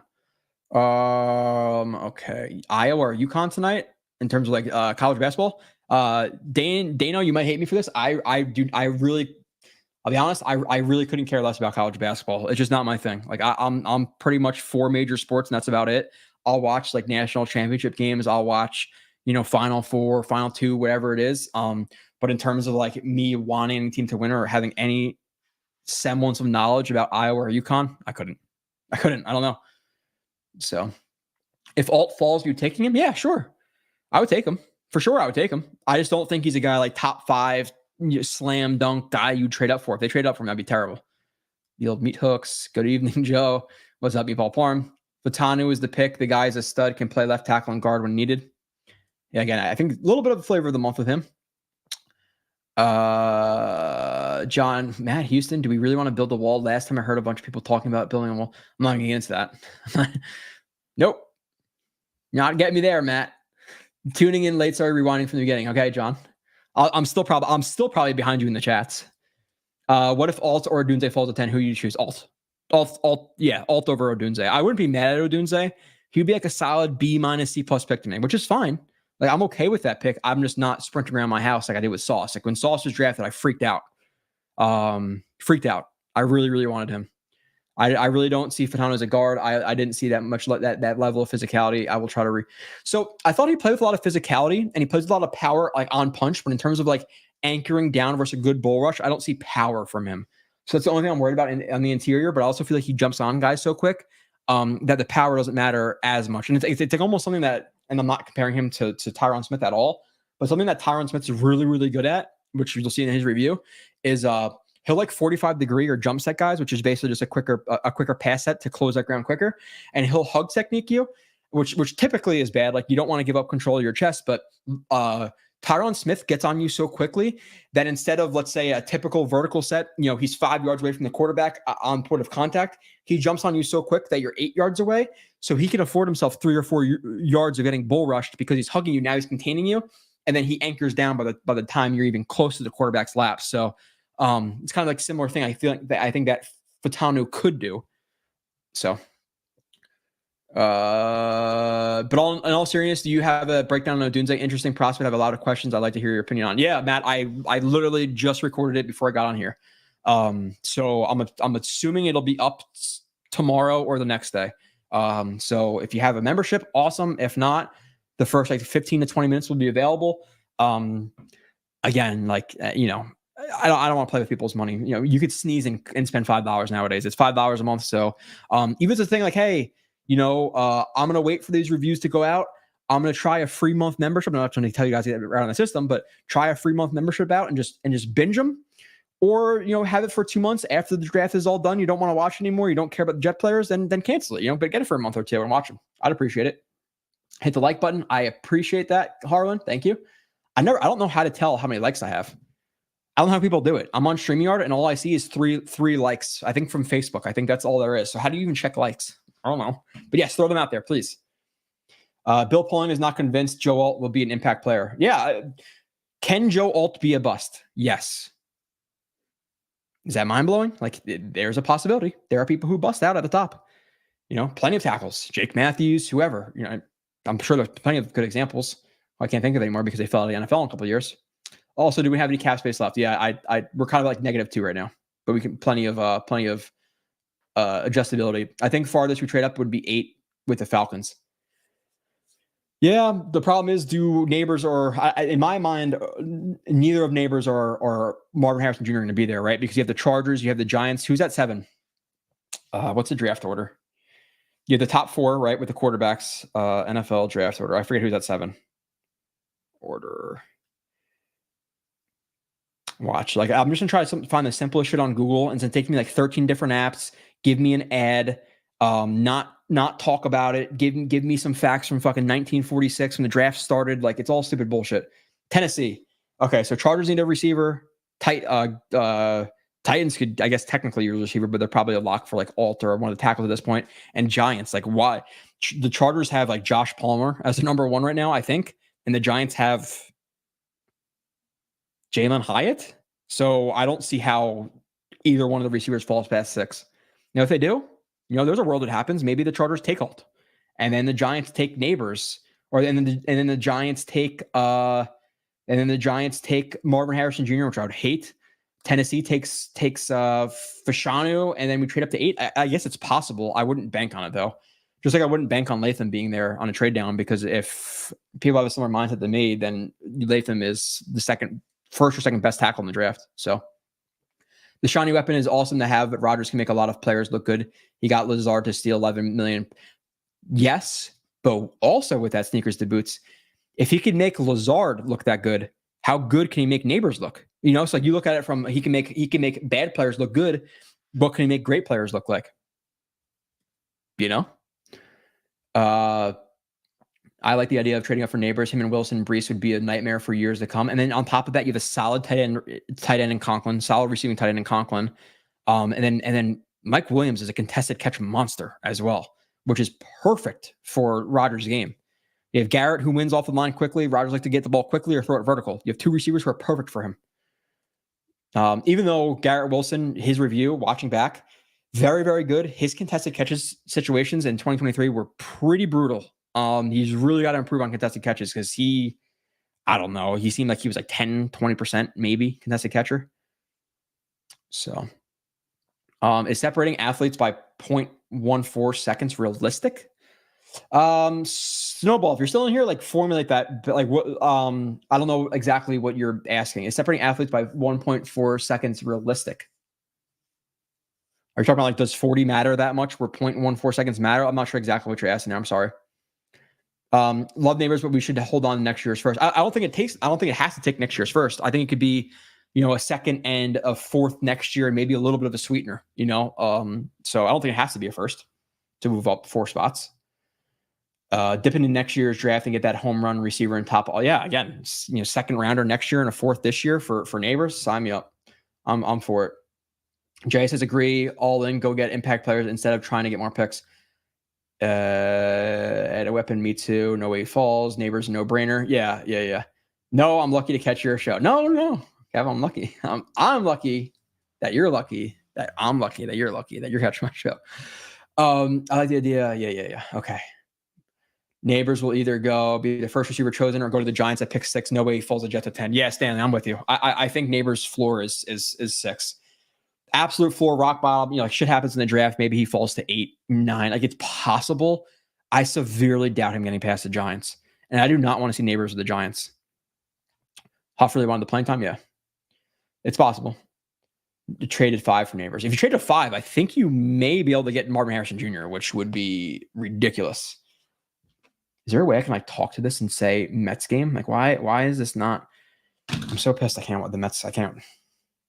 I'm not even the biggest baseball fan, but I feel like the Mets season is going to drift away so quickly that I should hold on to it while I can, while we still have a realistic shot. 1-5 is not a great way to start. Super Leroy 66 says our taxes really suck in terms of NJ taxes for Jets players. Leroy, I don't want to get into another rant about this. I think it's the biggest bullshit in the world that it's not like adjusted for like teams with bigger taxes get financial relief somehow. Like if let's say the Jets offer Tyreek Hill 1 year, $20 million, you're going to get, I don't know exactly, 13 million of that money, 14 million, whatever it is. I don't know exactly how it works in the tax system with them. I'm not a fucking financial advisor. You might get 14 with the Jets. That 20 million in Miami, you might get 19. How does that make sense? That they have their money is so much more movable. Like it is such horseshit with that, by the way, such horseshit. It drives me crazy. It really does. Hater says, what's good, Jets fam? Hope everyone has a great day to start a wonderful Jets weekend. Yeah, minus the earthquake, everything was fine. Even though it really wasn't that bad, right? Like nobody's house fell over. Unless your house is like really, really built shitty. I think everybody's probably fine. Reddick is everywhere on the field, my man. Yeah. He mostly rushes the right tackle. They dropped him in the coverage. Like they played the Bucks in the first round of the playoffs. They dropped him like 2 or 3 of the first 5 plays. I'm like, what the fuck are you doing? Like that's not where he's valuable. Like yeah, every like once a game that changed up, sure, but no, don't do that a lot. Make it make sense that JD signed a bunch of players on 1-year deals and fans want to draft for future. Well, that you're kind of answering your own question, right? Right? Is that a trick question? Like he signed a bunch of players for 1 year and they want to build depth because we don't have players past 1 year. I get that. I get that feeling, but I'm also more on the side of thinking like, hey, fuck it. Like we only got 2 years. Let's go all in. Let's do it. Let's just go all in. Why not? And Neighbors to me makes more of an impact than, Brian Thomas and some random tackle in the second round. I don't know. How much would you give up? I would say like a second next year, like a fourth, maybe a little bit sweeter, but you guys in the Northeast will probably experience aftershocks. Be safe. I think I got that like 5 minutes before I started streaming. It started shaking again, just not as drastic. So it always annoyed me when people said Huff has elite bend. He has elite get off, not bend. You're right. You're right, Dan. You are. He has good power through his bend. He has elite burst. He has elite snap timing. He does not have elite bend. McDonald has elite bend. Reddick has near elite bend. I would say McDonald's probably a little bit more bendy than Reddick, but Reddick has more power to his game than McDonald does currently. But yeah, elite bend, no. Yeah, I'll leave it there. I was gonna say something. I'm not gonna say anything.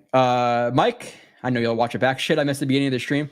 Do like people? I'm curious. Like, do you not? If you hit the bell notification, like it seems like only like half the people who have notifications on, actually get it. Because like Kev every week's like, damn, I missed it. When do you do your stream? Like Kev, I've been doing Friday. It's pretty steady right now. I missed last week. I'm sorry. How do I word this? I had a family issue, not in my immediate family, my secondary family, my other family. I had a family issue and I needed to blow off steam. I was not in the mindset to do a stream. I would have bugged the fuck out on somebody. I was pissed on Friday. So I correctly handled my pissedness Friday. So that's realistically why I was not on. I was fucking heated last week. Something happened. So Neighbors in the slot is unstoppable. He's also a guy who could play outside as well. So yeah, slot's great, but it's not like a thing where he has to play slot and Garrett's always gonna be outside now. That's not true either. So he could play outside because he has enough deep speed to get there. Okay says I'm sitting watching reruns of Jets Texans now, and I hate to say it, but Zach Wilson is out playing CJ Stroud in that game. Yeah, sure. Like it's one game, it's not a reason. I'm not saying you're a Zach Wilson like truth or anything like that, but we're past Zach Wilson stuff, right? I don't know. JFM going to be a cap trade decision incoming. He's gone. I'm pretty sure though, if you look at his contract, it's not actually as tradable as people think it is. Let me go to John Franklin shit, I can't spell. Myers contract. I think OTC is the best. I don't like Spock track how they lay it out. So right now he's owed, if dead money is 12 million with 4 million savings, if you cut him pre-June 1st, post-June 1st, it's 10 million savings, 5 dead. And I think that's what would happen if you traded him. You save $10 million. Is JFM worth $10 million with 5 dead? So is he worth is he worth 10? Yeah, you're really only saving because you have the 5 dead. You're only saving realistically in some fucked up way $5 million trading him. Is it worth it? No. Just keep JFM. Keep JFM. Play him inside. Rework his contract or rework it however you want to work it. Extend DJ Reed, and you just created $14 million in cap space, and now we have $10-12 million to play with. That's including the draft class. So if you can get another $10 million to play with by doing that, again, McGovern, Donovan Smith, give me Diggs. We're set. We're set. Again, I suck with contracts, so don't take anything I just said there as actual truth, because I could be completely wrong. I suck with it. McDonald's is athletic enough. Do we know if he can be a tight end or a Clayton? No. He's not a receiver. He's just the end. Can Reddick be Mike Evans? I guess technically, sure, but he's not.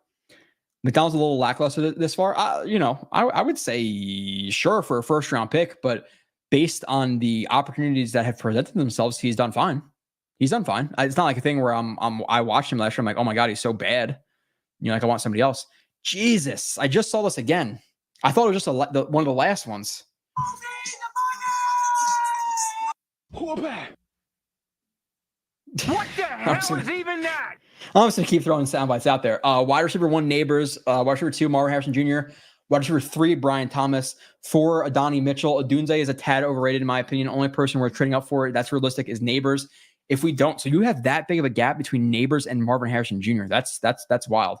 Thanks again. Be safe. I'm assuming I know what the Be Safe is about. I appreciate that a lot. I do. Wild. Hey, he's just rolling in dough. I appreciate it. I like the ballsiness of your rankings. I'm not going to say I agree with them, but I like when people, and especially when it's not to be different, because some people just say stuff to be different, like Matt Sims and shit like that will just throw out rankings randomly just to get the clicks and all that shit. But I like people who can think out of the box and they actually watch for themselves, because that's kind of what happened. That's what happens with me realistically. It's like I watch Latham and I say he's tackle 1 instead of alt, and then people are like, what the fuck? Because again, of scattering reports and 5 minutes of YouTube highlights. But I appreciate your willingness to go out on a limb there and say that you have 1 Marvin Harrison and below Neighbors, and 2 Brian Thomas is above, Odunze, and Adonai Mitchell's above Odunze. Odunze is a tad overrated. I agree with you on that in that aspect. But Odunze also has a very high ceiling. If he could learn how to get a little bit more nuance in his route running and completely just redo his ability to get off of press, his contested catch ability is absurd. It's absurd. So yes, overrated. Sure. I'm not saying that he cannot be an absolute stud though. I appreciate the $50. I just sound like a smoker. I'm not. I just got some seasonal shit. Apparently I got seasonal asthma, which sucks, which I've had ever since I got pneumonia. So unfortunate. But I appreciate you. If you don't trade back things again, be safe, bro. Yeah. Thank you. And hey, draft night, call in. Let's see if we get one of your guys. Or our second day of the draft. Marvin Guns, $10 super chat. I don't know what it is. I don't know what it is. Some streams, it's like it's like a $1-2 super chat, and then this one's just been wild. So thank you guys a lot. It really does mean a lot.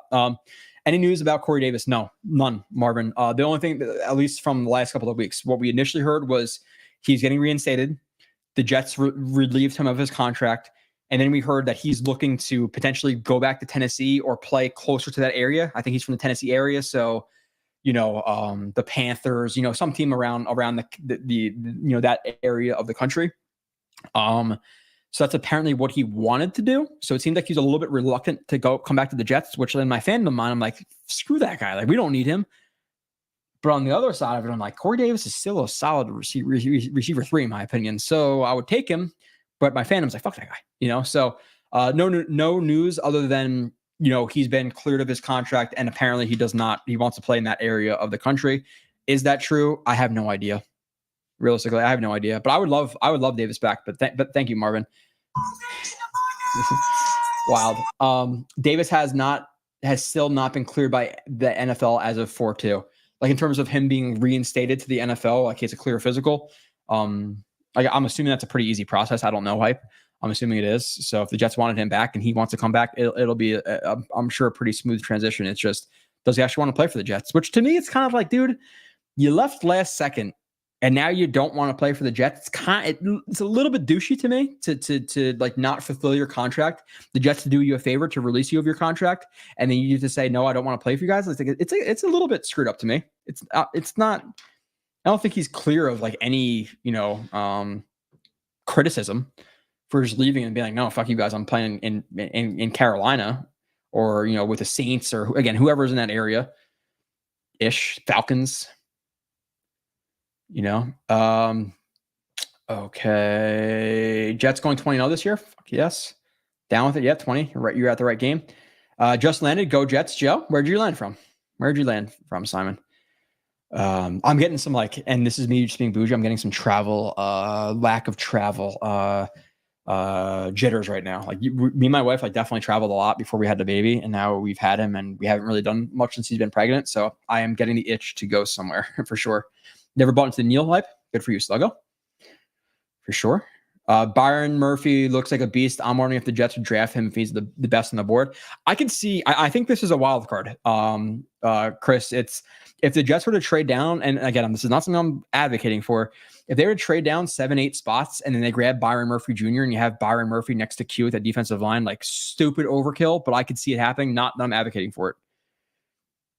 I watched every Notre Dame game, and Alt maybe got burned 3 times all season, if that.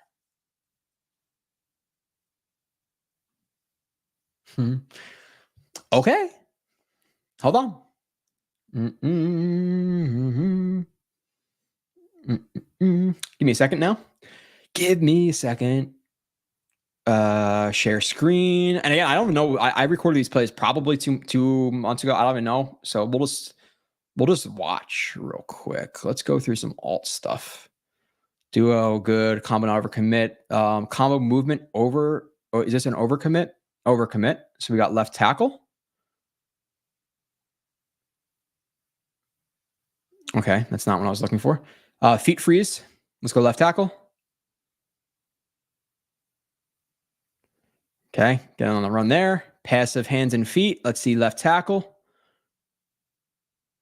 Okay, he got beat there. The ball was out immediately, so he didn't get, maybe a pressure wasn't shown there, but he's definitely beat. Seal backside, lack control in the run game. Let's see the left tackle right here.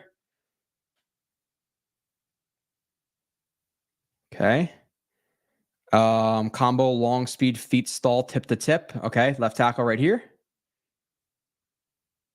There's no movement at all in his feet there. Nothing. What are you doing on this play? There's no foot drive. Okay. Face crossed. Okay. Left tackle. Okay. No torque inactive. I'm not trying to dunk. I like you, Sluggo. I'm just trying to prove a point here. Left tackle. That guy got on the tackle. Pretty passive feet. No torque inactive. Overset by alt here. Left tackle. Dun dun. Overset. Again, he got help inside.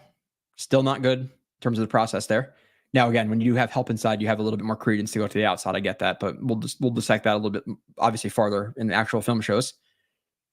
Okay. Again, again, he got help. The guy wasn't there, but he got beat pretty badly right there. Luckily, that guard was there. Okay. Laid off the snap, left tackle. Okay. Quarterback hit. Too often hug technique, left tackle.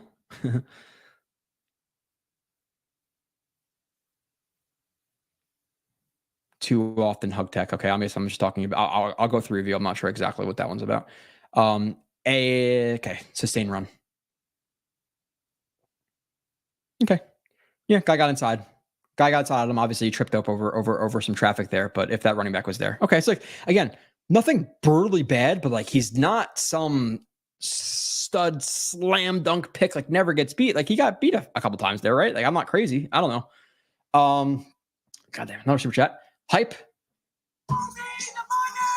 Nothing here, but hey, I appreciate it. I'm sure there's probably something under it. I'll make sure to check that in a second. I usually get to all the super chats anyway. Okay. Going back up. Reddick has a reputation. Yeah. Okay, I saw that. Hold on. Let me just keep going up.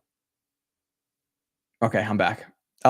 We can count on you to tell the truth from Kareem Mitchell. Thank you, Jack Doctor. I appreciate you as well, Kareem. Sorry, correction. He gave up 1 sack last year. Okay. Was it like Latham? Was it Latham or Fashanu didn't give up a sack too or something like that too? I don't know. So nobody as overrated or as bad as Neil, but some guys are a bit overrated. Yeah, it's in there. Fleming Pete. I can't remember the other one. Okay. DJ Fluker just got released. Sell the farm. F it. Everyone might get fired anyway. Sell Granny Soul for the Super Bowl. That's kind of where I'm at. Okay. That's kind of where I'm at as well. McGovern is still not healed from the injury. I think we get him in the summer. Is he? I don't know. But yeah, if you get him in the summer, late ad, July, whatever, I'm cool with that. Hater says when Saleh was asked if JD and the team tried to extend Huff before or after the season, Saleh said he wouldn't get into that, but sometimes a player bets on himself and wins. The answer. Like the Jets were kind of betting against him having a really successful season. He bet on himself. Again, it's just there's a lot behind the scenes that we don't know about in terms of contract extension and stuff. So I watched more of Bowers today, hoping to find more redeeming qualities that I might have overlooked and came away feeling even less positive about it. I don't get the hype. Mike. Again, people can have different opinion of Bowers. I don't want to be too abrasive. I see that people on Reddit think I'm abrasive, which I guess I am. I get it. Whatever. I'm just honest. If you don't want to be honest, I don't have to be honest, I guess. But I think that people tend to, what I've found in my experience over the last however many years of watching a lot of players, it's people tend to love guys who can contested catch and who can get yak. Why? Because they're very easy to see on YouTube highlights. I'm sorry. That's what I think. Yak is so easy to see. Oh my God, look at that play. Like nobody's going to break down, a really good, rocker step in the middle of a route. Like nobody's going to do that. So yak and contested catches translate to just bomb production YouTube highlights. And that's what people look at. That's my real opinion. If that's an asshole opinion to have, then I'm an asshole. McDonald Parsons is 5 pounds heavier than McDonald and same height. So I'm not buying that McDonald should gain weight. McDonald's is just a spin move. He is a little bit more than that. Again, I'll have that review out there. And McDonald actually has surprising knockback power for his size. So TV analysts are selling salt for sugar with some of the prospects, man. It's a thing where you have to either be really positive or really negative because being in the middle doesn't sell, right? RJ says, have you watched Diggs? Word on the street is he's very washed. Like Stephon Diggs? No, I haven't gone back and watched like those 4 or 5 games that people were talking about at the end of the season. Tyron Smith, yeah, he's good. He's a fun watch. Number 1 defense, top 10 to 12 offense incoming with a healthy offensive line. Yeah, I'm with that. And that should be enough to hopefully win it all. Totally agree. Not sure, but appreciate that. Christian says, I've been listening to you and Kyle and CYJ for a few years now. You guys need some better marketing because the content should be getting out to more people. Too good not to. Hey, Christian, can we hire you? I don't know. I suck with the social media stuff and promoting myself. And just to get into not to the weeds too much, I get transparently that my stuff can be dry and long worded. I don't have time to edit. I get that the 5 to 10 minute videos with edits, with arrows, with, 3 strengths, 3 weaknesses is like the thing that's going to capture most people. 1, that's not what I do. And 2, I don't know. I like to do longer form stuff because I feel like it really lets people build an opinion of a guy. Like I don't want to speak for Harold or Kyle or whoever watches the reviews, but if I was to do a 10-minute video, highlight 3 or 4 or 5 positive plays and then 2 or 3 or 4 negative. Like, is that enough to really know who a player is? In my opinion, no. So I acknowledge that I can get more views by doing that stuff, but I also feel like I'm cheaping people out who are my niche group. And I rather have 2, it's not 2 people, but I rather have 100 niche people than 1,000 people who just watch it and I don't really know who they are, or whatever. Like that's my thoughts. I like to really go in depth. So that's probably my problem.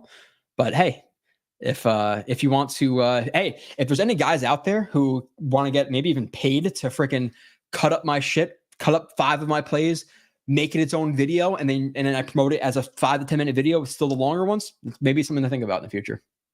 Or Ogre King says, my only concern with going Odunze or other receiver is quality O-line depth. I can't take another season of injury-plagued O-line. No, I get you, Ogre. It's just, would you be comfortable with a Donovan Smith, Bakhtiari, Cam Fleming type of player over, let's say, it is a round 3 guy? Like, what's the difference in play? Like, are you really going to guarantee me that a guy in round 3 is better than Donovan Smith? Like, really, if you really, really had to do it, sign the dotted line for your life right now. Round 3 guy or Donovan Smith, who's going to be better in 6 games this year? I would probably sign the dotted line for Donovan Smith. Just being realistic. If the guy in the round 3 was so great, he'd be a round 1 guy. You know, would you sign Kareem Hunt or draft another running back? Both. Yes, both. Sign Kareem Hunt, Zeke, one of those type of guys, and draft a guy. I'm of the mindset draft a running back every year because running backs make such big impacts in round 5 through 7. So, do you see the defense being on par? I don't think it's possible. It's just different. With how you can jam guys and all that. So the 2000 Ravens defense is one of the better ones of all time. I'll take the field, realistically. I think it could be the best defense in the league. I think it's probably like a top 5, oh God, knock on wood, like a top 5-ish lock. I think they could be number 1. Where's the weakness? You're talking about a D-line that is probably, let's just say, top 3 to 5, right? You have an inside linebacker duo that is top 3 to 5. You have a corner trio that is the best, not top 5, the best. And you have a safety duo that Adams was okay last year for his first full year starting. And we have to see what happens with Chuck Clark, but I really like him as a strong safety. Now, again, you add a Quandre Diggs to that, like, God. Now, with that, was Quandre Diggs bad last year? I don't know. He's always had a good reputation. I don't know if he really fell off. I don't know. Nani's newest article about Bowers is solid. Yeah, he highlights that, hey, like all of his production, or a lot of his production was manufactured, which is not necessarily going to happen. Like, I'm sorry, for the Bowers lovers out there, the Jets are not building an offense around Bowers, especially with Hackett. We have Hackett. We trust. Oh shit, I'm still highlighting the whole screen. My bad. So we have Hackett to take advantage of. I didn't mean to do that. Obviously, I'm an idiot. Yeah, Hackett figured out that Breece Hall can catch the ball after like 8 weeks. Is he going to take advantage of Bowers? I don't know. What do you think about getting Radler or Pratt in the 3rd round? I think it's a little bit too high for what I've heard of them. I think I'm cool with a quarterback at like round 5, 6, 7. The top 4 rounds are like more premium picks for me. I don't want to spend a premium pick on a quarterback unless a quarterback who people thought was going to be a round 1 or 2 guy and he falls to the 3rd. Then maybe you consider it. Like that's when you start to consider it. But in general, no. If we get Marvin Harrison Jr. and Neighbors, I wouldn't even care that we didn't. No. Who cares? Tony F. Okay, that's not a question for me. Wall always first works for teams as it does country. I'm not falling into it. I'm not. I don't like paying a lot of money in taxes. I don't know. Simpson doesn't hold his blocks bad against the bull rush. No. Well, he's bad against the bull rush when he exposes his chest. But in terms of him being bad against the bull rush, it's more because of balance and his hands being too wide and him like not closing ground more so than it is power because he has plenty of power. And I actually thought his hand placement improved as the season went on. Later on. So he has some problems with balance and stuff, but typically it's because of his chest. So it's not because of lack of power. He's 330. He's strong as hell. So Hunt draft Mackay Court. That's like the is that who's the Georgia guy? He's like 84, 81, whatever it is. He stands out a lot too when you're watching them. Is that Mackay Corley? I don't know. Or no, maybe it's a different name. Again, I out of the 1st round, I pretty much suck. I don't know. I'll know a lot about the guys we draft when we draft them. Simpson's a nasty run blocker, and Breece will appreciate that. Dude, Simpson's a nasty run blocker. Tyron Smith is Tyron Smith.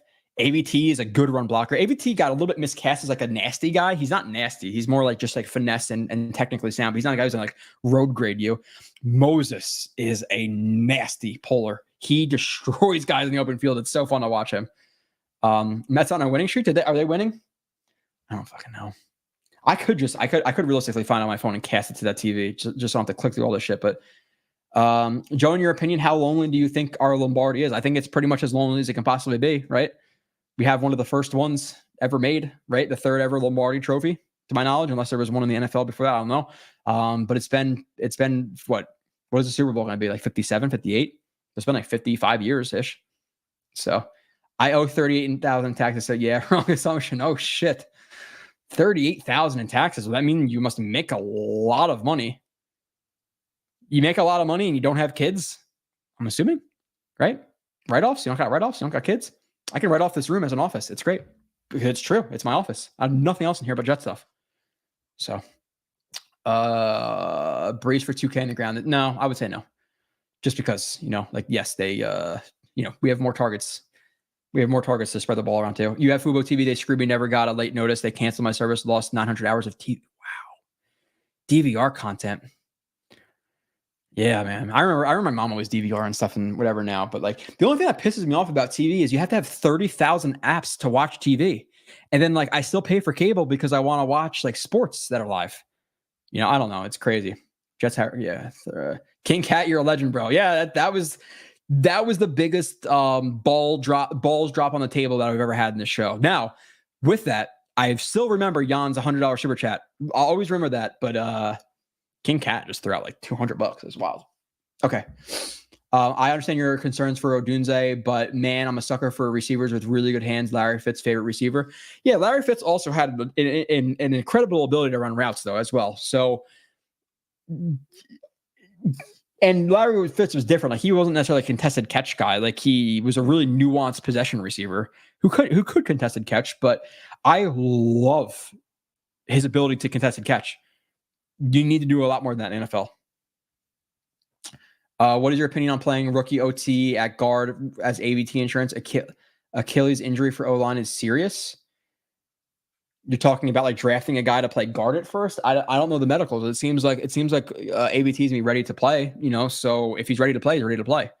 I get maybe wanting to have more insurances because of his injury past. Like I don't think you just roll with Schweitzer and a rookie and say, okay, we're good here, because you should assume, I think the best way to think is like you assume injuries.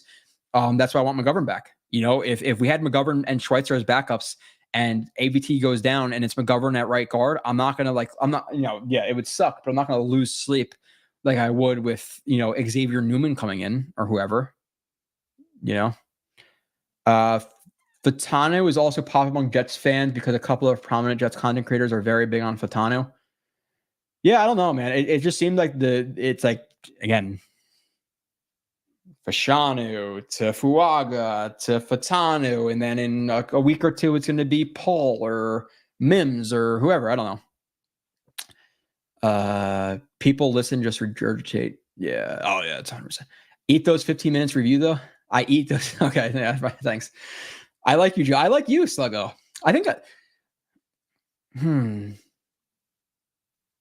trying to, I think I remember having some type of negative interaction with you, but I can't remember now because you've had so many positive ones. I paid the membership for a few months just to watch the breakdowns and cancel until next year. I get that, man. I get it. Like if you have a lot of hours, get a membership from like May to June and then watch 35 reviews and then cancel it. Like, yeah, I would prefer you to do it for the full year, obviously. Like, I'm an owner of the website. Sure. Like, subscribe. I appreciate that. But I almost appreciate, like, I just want people to watch it, I just want people to watch. Tennessee at 7, Super Bowl. Okay. I'm still 30 minutes behind the chat. Jesus, you guys are killing it. At least if people listening regurgitate Blewett, they would become. Yeah, no, and I'm fine with like more of the sport talk stuff and whatever. It's just, I don't like, me personally, I don't like when people try to pass off their opinion as gospel. And like, I don't think anyone should pass their opinion off as gospel. It's how much research did you actually do into it? Even if you don't know how to watch or you're not confident in your ability to watch, at least watch. Like if you're wrong, you're wrong. But I don't appreciate 10 minutes of research and then staking flags on hills that you're willing to die for. It's crazy to me. But I feel like that's like a real. I'm not trying to be like old men yelling at clouds here, but I feel like that's a problem with our country right now. Is all the information coming in and you have 2 minutes. So you see a headline, you don't ever read into it, whatever the situation is, it's headline reading. I don't know. People like don't do research into stuff anymore or like listen to long form podcasts. That's what I do. I love Ruckert too, though. I would say so far throughout his career, he's been disappointing for a 4th round pick. Nothing to write home about. Last year, I was disappointed with him as a blocker. He's way over his toes. He wasn't really asked to do a lot in the receiving game, so I want to see him utilized a little bit more, maybe, and that will kind of mold my opinion to more favorable or towards more favorable opinion of him. But he didn't prove a lot last year. And I got a comment on the one of the things is like, oh, you're the guy who thinks we need a tight end. It's like, dude, what has Ruckert proven? Like, realistically, remove the fact that he's a Long Island guy, remove the fact that his dad's a Jets fan. Over 2 years, you're going to say let's say Conklin goes down for a couple of games. Or not, or just in general. But yeah, let's just say for the fact of being dramatic here, Ruckert's your tight end one. Are you happy? I'm not. I get we can't have a good backup at every spot, but like Ruckert hasn't proven to me that he's tight end 2 yet. Like, could they bring in Robert Tonyan Jr. and him be 2 and Ruckert 3? And I wouldn't blink an eye. Yeah, Ruckert hasn't proven enough. Odunze really struggles against press. What's your opinion on playing him as a big slot his rookie year? It's possible. Yeah, you can play him as Z too. Like Z's off the line, you can move. You can play him as a slot. You can play him as an X as a decoy sometimes, just because you can just chuck the ball up to him, especially in a situation where he's like an isolated X, or let's just say he's isolated and he's getting pressed. If you have let's say if he's on top of the numbers, if you have that 10 yards or whatever to the sideline, you can just throw the ball up to him on a fade. Even if you can't be pressed, like there's ways you can use him. And like you said, Z slot. Fades, run off, like he could do stuff. Garrett Wilson in the slot with Mike on the outside along with Odunze. Yeah, I would say Mike X, Odunze Z, Garrett slot would probably be the primary lineup. Okay, let's see. Hard to predict what the Chargers and Harbaugh will do. Harbaugh is probably the most screwiest head coach. Bill Belichick, like they sucked at drafting. Like they were brutal. Like go through their drafts, they were awful. Like awful. Mets losing 1-0. Mets 0-1. Yeah, there we go. Kuiper's a joke. We struck out. Okay, you're a Mets fan too. Dude, my fandom like really has been brutal the last 4 or 5 years. Think about it. Let's go through it. I'm not going to go crazy over this. The Jets. Do I have to say anything more than Aaron Rodgers game? I was there. It sucks. I'm obviously a big Jets fan, if you guys didn't know. The Mets built a crazy rotation. Scherzer, Edwin Diaz got injured in a game that he wasn't even playing for the Mets. They trade Verlander. Like that was supposed to be a team that was like World Series ready. They sucked early. Super team, ton of money, blown up. The Nets had one of the best big threes in history in terms of the actual talent. They ended up playing like 13 games together, and then they lose a series by an inch of Kevin Durant's foot, where if they win that game, they most likely go on to win the championship that they never won before. So that was heartbreaking. And then the Devils were solid last year, added more pieces, were supposed to be, a playoff team this year, and they're going to fucking miss the playoffs. Bad, man. I have a really bad history of fandom. Like brutal recently, brutal. So the Jets need to save me. Because the Mets are probably not going to make the playoffs. The Devils aren't making the playoffs. The Nets just got eliminated. Even though I hate the Nets right now for how they're building their team. Like they're just perfectly fine with being average. Or not even being average, being bad. Like building around Bridges is Jesus, dude. Jesus. I just saw it. Okay.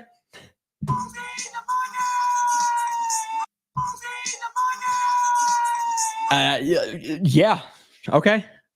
$30,000 in taxes. What's $30,000 and $30,100 that you're throwing out the window here? Not really. I appreciate it. It helps me. Already a top 5 wide receiver in the NFL. Yeah, I'm not gonna go that crazy, but because of all these super chats, yeah, you're right. He's a top 5 receiver right now. I'll take him over Garrett Wilson. I'll take him over Keenan Allen. Diggs, like who's in that range? I don't know. Terry McLaurin, he's better than all of them. I'm with you. Me and King Cat forever. I only need a show of one at this point. I'm kidding, obviously. No, I'm joking, but me and King Cat, I'm with him. There was an after shock around 6 p.m. Okay, yeah, so I did feel that. I'm not crazy. I appreciate the super chats, dude. Like, that's obviously great for me. Like, you're really helping me out here. So thank you. Going up for neighbors doesn't sacrifice our future as much as some as fans seem to think. When having an elite receiver core for 5+ years and 1 year of 3 mid-round tackles can eventually be started, maybe 2. I don't think giving up a 2nd-round pick and a 4th-round pick this year is like mortgaging the future. The 2nd-round pick could be. It's a 2nd-round pick. I'm not going to lose sleep about it. It's nothing crazy. I don't know. AFC, Reddit came over to smash Mahomes in the AFC Championship game. Or talking about like this year with the Jets. I'm hoping that we don't even play them. I'm not the type of guy, like ideally, if I could see the future and say, hey, the Jets beat all these teams at full strength, I would sign down a line for that. But like people who are like, oh, I want to play this team at full strength. I want to beat them when they're at their best. Fuck that. Who remembers a couple of years from now? Nobody's gonna be like, oh, the Jets won the Super Bowl in 2024, but their starting tackle was out. Like nobody cares. Just win it. I hope all the teams are injured. I want to play backups, strictly backups in the playoffs. I want it. I don't know. 7:40 p.m. You have 76 likes. 7:40 p.m. You have set. How are you? You chatted us at 7:11. 7:40 you have six. Are you guessing? Are you guessing that I would see this at 7:40? Because if so, that was wild. Because it's 7:42. That's funny. Hello from Italy. I missed the famous 20 golden years of Italian history. I don't know what that is. Me being maybe an ignorant American, but which is funny. Like you go to other countries and like they know so much more about America. Now, with that being said, I think Germany is the size of like Wisconsin, so we have a lot to know just within our states. Nonetheless, I went to Italy. I went to Italy like 2 years ago. I was in Cinque Terre and Lake Como and Rome and Venice and Florence and there's a couple places I'm forgetting about. Some place that's like by the water. It's not in the South. It's not. I don't know. I was in Italy for 17 days, like two years ago. I love it. I'm going back to hit southern Italy. Probably Rome again. I missed some like the catacombs and stuff I wanted to hit. Quintana looking good. Okay, good. He looked good last game too. Dude, has sticky hands. Super impressed by. He got stupid. His hands are ridiculous, man. The amount of contested catches he can make it's ridiculous. It really is. I am not discrediting him in any way in that aspect.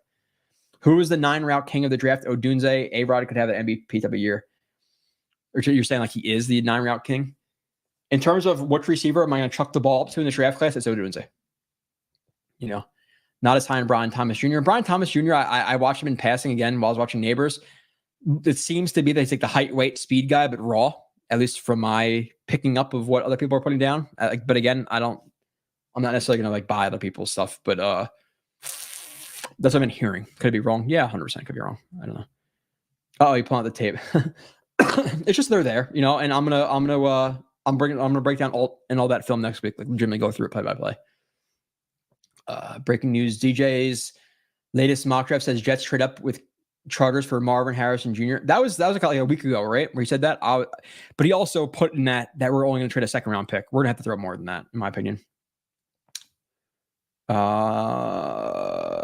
Jets switch with Raiders. Jets throw in a third and a fourth. Jets get Devontae and also get an offensive. How are you going to fit another $30 million, John? You know, I don't know if it's exactly 30. You can rework it 20, whatever. We're at -2 right now. How are we going to fit Devontae? You know, I don't know. And this is and that was against Sluggo too. And like it's not anything against Sluggo or anything like that. It's just like when you have it out there, you pull it up. Like, I'm not going to be like, hey, we're talking about a topic. I specifically have film about this topic. Why not pull it up? Like it's not anything to dunk or anything. You know, I like Sluggo. Me and Sluggo we've been close recently. Even though there's something I remember, Sluggo. You probably remember it because I have a lot of interactions on this thing. So I don't remember everything, but you might remember. Like, yeah, I called you a fucking asshole that one day. I'm just not going to say anything about it though. There was something. I remember a twinge or something. Like, I hate that Sluggo guy. I'm so fatigued of this wide receiver versus O-line already. I still have 3 weeks. Just don't go on Twitter, really. I post and dump for the most part. I'll answer people and whatever, like who are going to be friendly. And even if you disagree, like have a conversation. But people who are out there, it's like, oh, you know, I think Bowers, I have questions about Bowers. Suck a dick. It's like, Jesus, dude. Jesus. Like, all right. Sure. It's aggressive. Joe, Ace says, I did not mean to do that. Wouldn't McGovern not be a great fit? No, you're right. You're right, RJ. You're right. He's not a great fit. I still think he's a fine enough fit for $2 million. You know what I'm saying? Like, yeah, there might be a better one out there for 2. Could be right.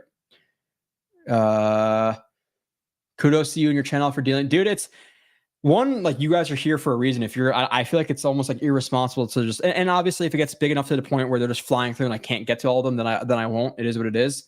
like it's 7:46 and I'm still 20 minutes behind on these chats, but I feel like it's like a discredit to you guys to not answer your stuff, right? Like I feel like a douche. Not saying other guys do that, but like I came up with notes for this show and I've literally just been running through the chat for 2 hours. So you make it like stupid easy on me. But then I also get, this is why they keep up with the chat. I know. It's really hard. It's hard to do both. I can't keep up with you guys and give like thoughtful answers. There's no way.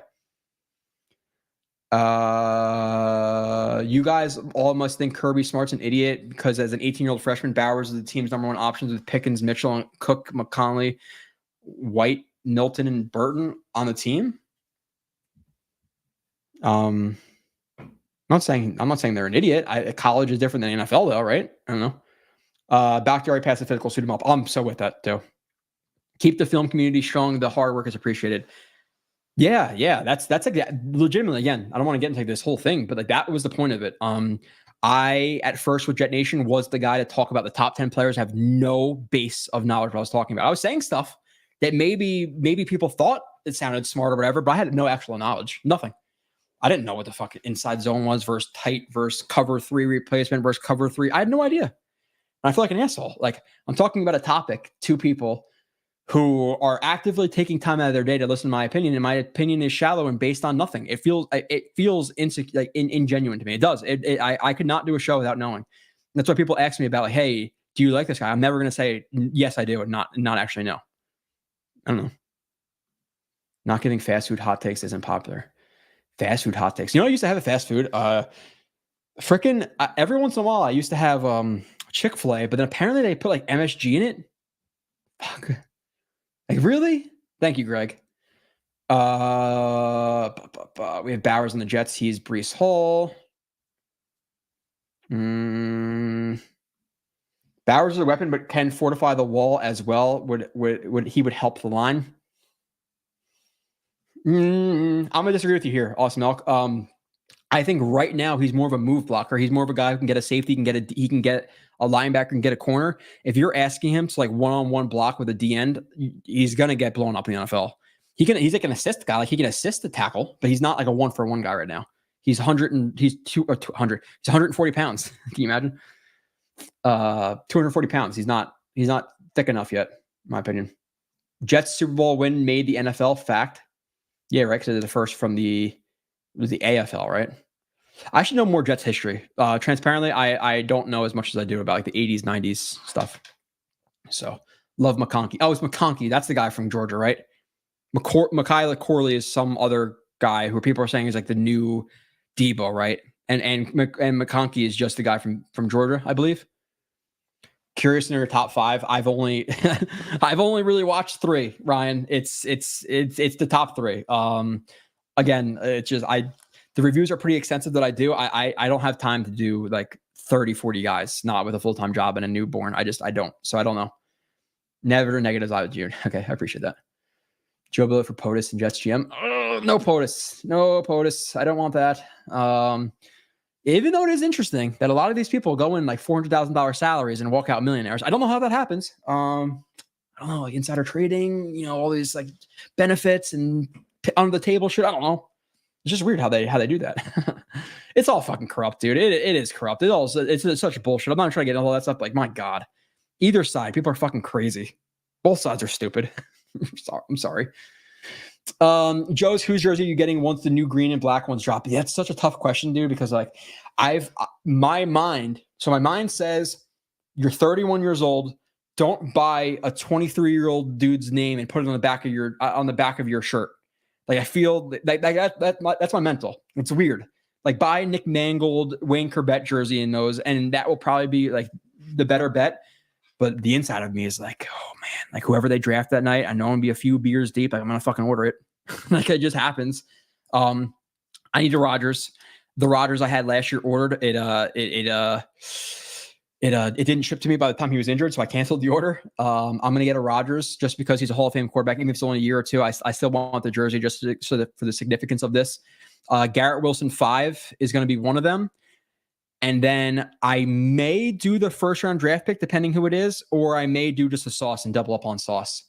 The problem is, if you're going to get all 3, white, green, black, The white one is the one you do not wear to the games. I will not do it. So who do I not want to wear to the games, but be classy around the house? Maybe that's the Rodgers. I'll get a Garrett Wilson black and a soft screen. I'm just gonna highlight this again because Jesus. Thank you. Psycho, yes. Psycho in the best way. Just trade Mikal Bridges to the Knicks. Like he wants to hear my takes about the Nets. They're just painfully willing to be below average. Like you're really going to build around Bridges instead of blowing it up, trading him for 4 first-round draft picks, sucking for 2 or 3 years, and hopefully building up your team. It's like with Bridges as the one or the two, like where are we really going? The Nets are just so frustrating. I don't like the Knicks. I don't like their fans. It just is what it is. But I like their team, man. I like Brunson's hard not to like. He's hard not to like. One King Katz and one of the Jets' greatest content creator supporters. Okay, I was about to say, I haven't heard about him. Dude is doing work supporting some of our best guys. Yeah, man. He again big balls on the table move tonight from King. So I see 90 likes. There you go. And what is up? Situation report. Gunny, right? Gunny should call in. Not now, but draft night or second night of the draft. Gunny call in. Get Dom to call in. Maybe get Ryan to call in. Maybe that's what I'll do. Maybe I'll do a mix. I'll reach out to some other content creators, and then I'll let the phone lines be open to guys like Sluggo, and then the random 10-year-old who's going to try to show me his balls. You know, one of those fucking weird kids who's going to try to do that shit. Say, look, balls here. I know that happens. That's happened before in terms of like, now hold on, let me rephrase. Not a 10-year-old because I'm not trying to get in trouble here, but like the people who are going to try to fucking call in and be childish. You know, it is what it is. We can kind of laugh together in your embarrassment and be like, oh my God, he showed pictures of a boobs. Like not everybody in here has seen boobs, you know? So if people are going to do that, is what it is. Nice truck. Oh yeah. Dan, I'm obsessed with the truck. It's going to get some more additions on Monday. Little light bar in the back, audio in the tailgate. So I can literally pull up to a tailgate, flip down the multi-pro, tailgate in the audio or in the tailgate. I am obsessed with that thing. It took me a long time to convince my wife. But at first she was like, I like trucks that are blacked out. I like trucks with tinted out windows.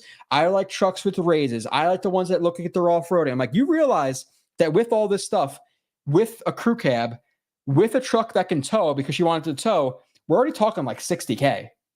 If you're already talking about that stuff. So it took me a little bit more to get the rest of it that I wanted. But yeah, I'm obsessed. I appreciate that. That took months of work. I never called you an asshole, Joe. Not a keyboard warrior. I don't know, Sluggo. I don't know. There's something there.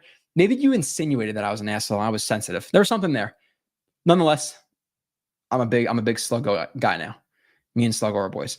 Love your football insight. I love that you love it. Bubba, I appreciate it. Joe is one of the chat. I'm still trying to move down here. Okay. Oh, I caught up. MSG is good for you. I don't know. There's a reason that a lot of Americans are fat.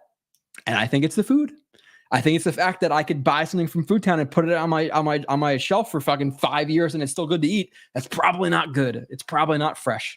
You buy fresh shit, it goes bad in like 4 hours and you got to throw it out anyway. But like, you know, I don't know. Oh, hype. I skipped your last super chat. Sorry.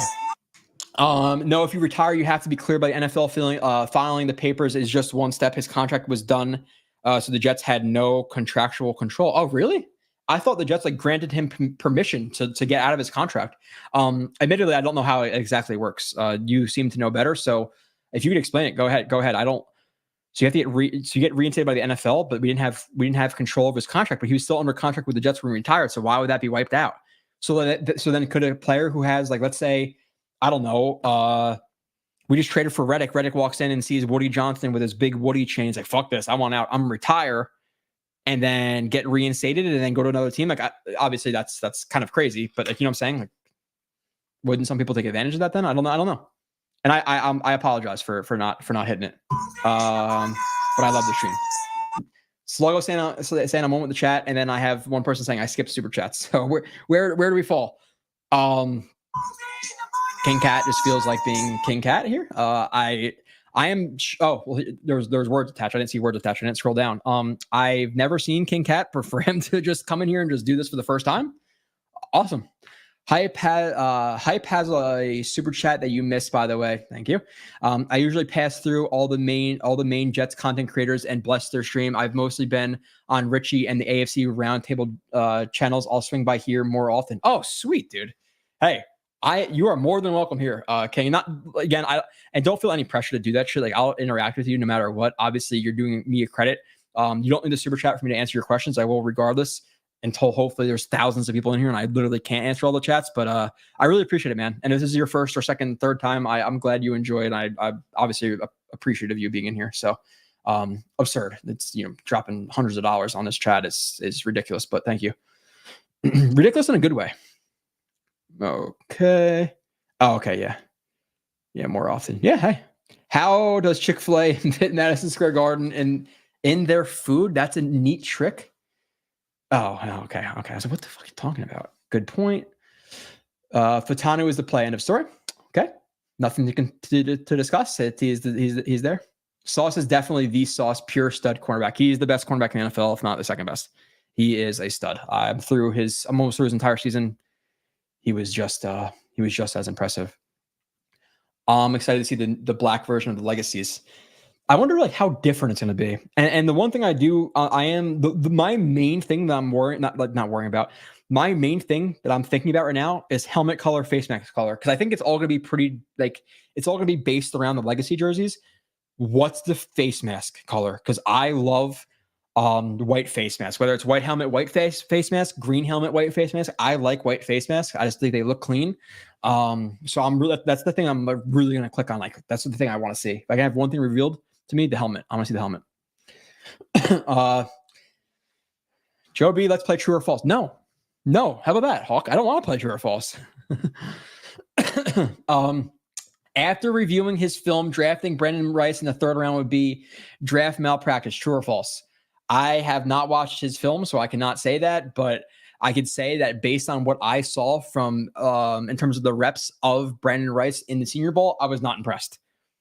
So I would say, I guess I lean towards true, but I don't know. Yeah, say when. Yeah, maybe that's something I'll do. I've never really, I just don't really do collaborations very often or anything like that. But like, yeah, if it could be like a whole draft night thing where I can get like Ryan and Gunny and like get Green Bean and Richie and like whoever else, maybe that's what I'll do. Well, I don't know. I don't know. I'll figure it out. It's kind of, I'm running by the seam of my pants here. So I don't know. Is that the right terminology? Is it the seam of your pants? Is it something else?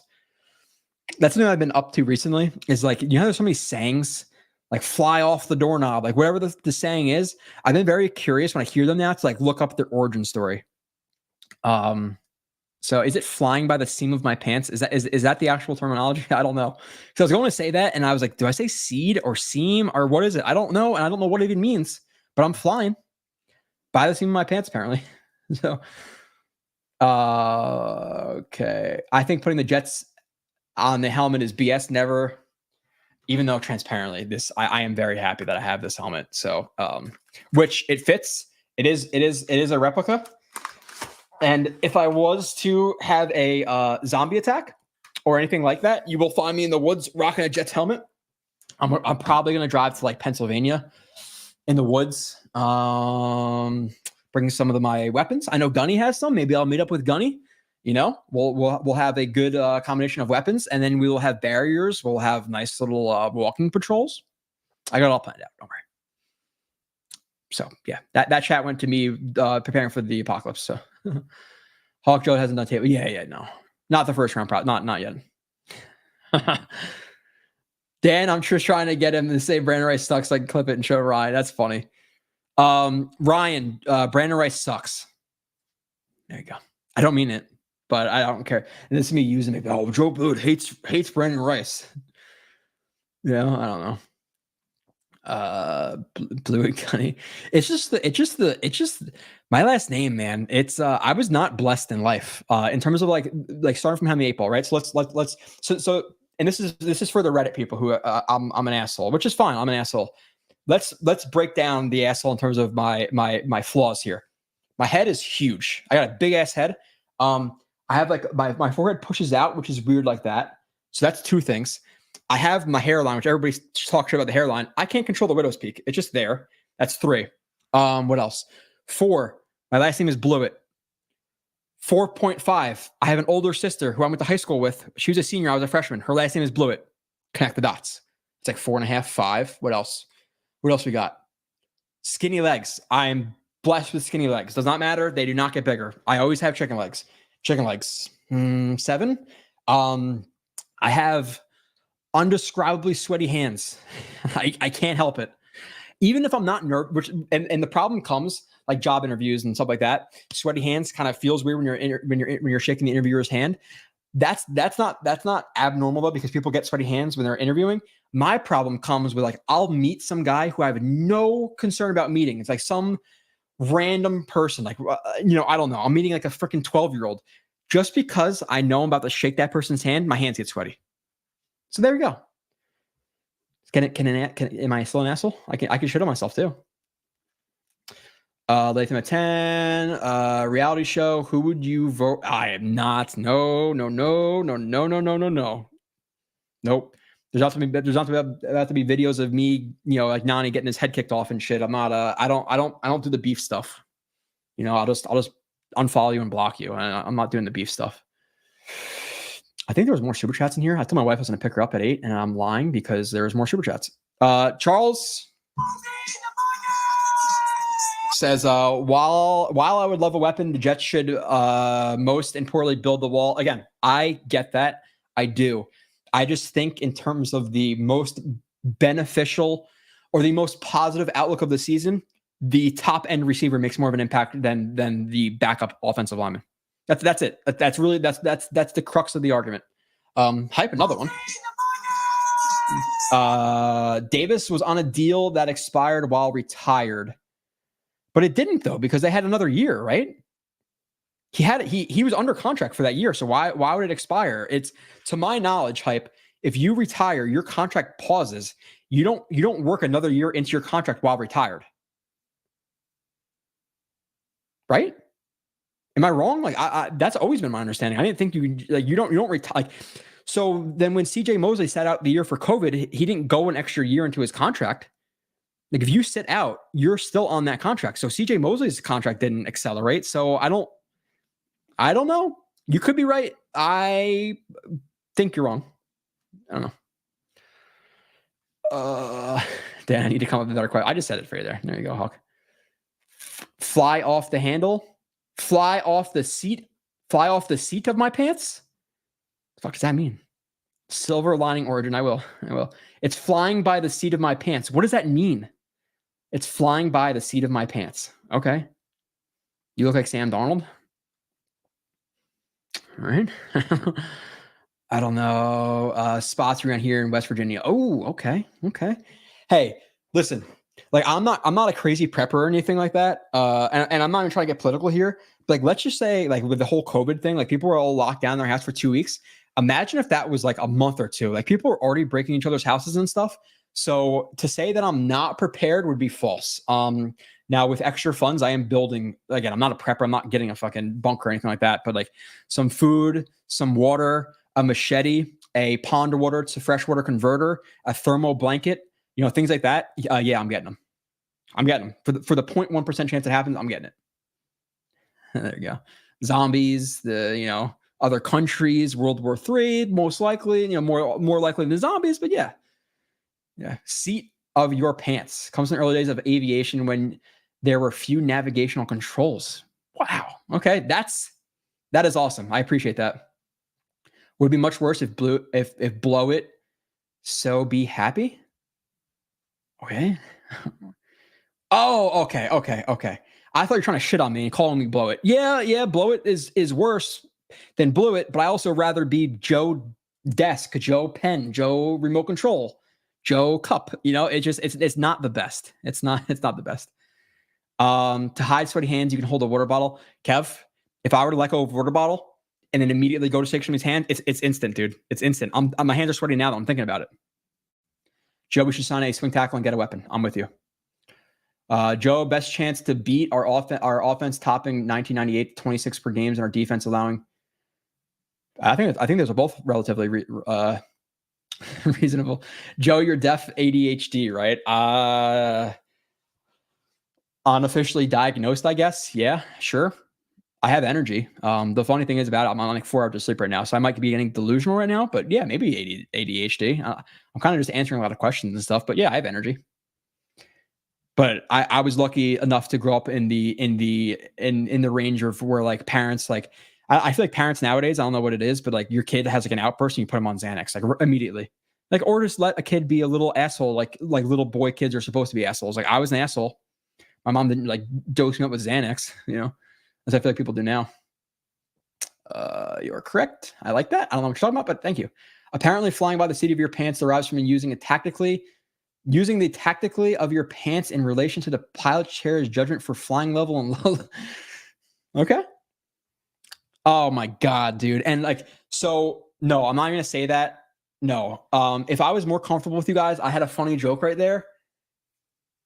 It's very insensitive, but it's funny to me. And it might be my line of work that I'm a little bit insensitive. I'm not even going to say it. It was about an unfortunate helicopter crash semi-recently. That's all I'll say. You are right. The contract tolls. Corey Davis contract thing. Okay, yeah, I thought so. Fly off the handle instead of fly off the doorknob. You're correct about CJ Mosley's contract paused and resumed. Ouch. You're a good dude, Joe. I appreciate that, Greg. Joe Pence. So if you notice, I labeled 7. That was not 8.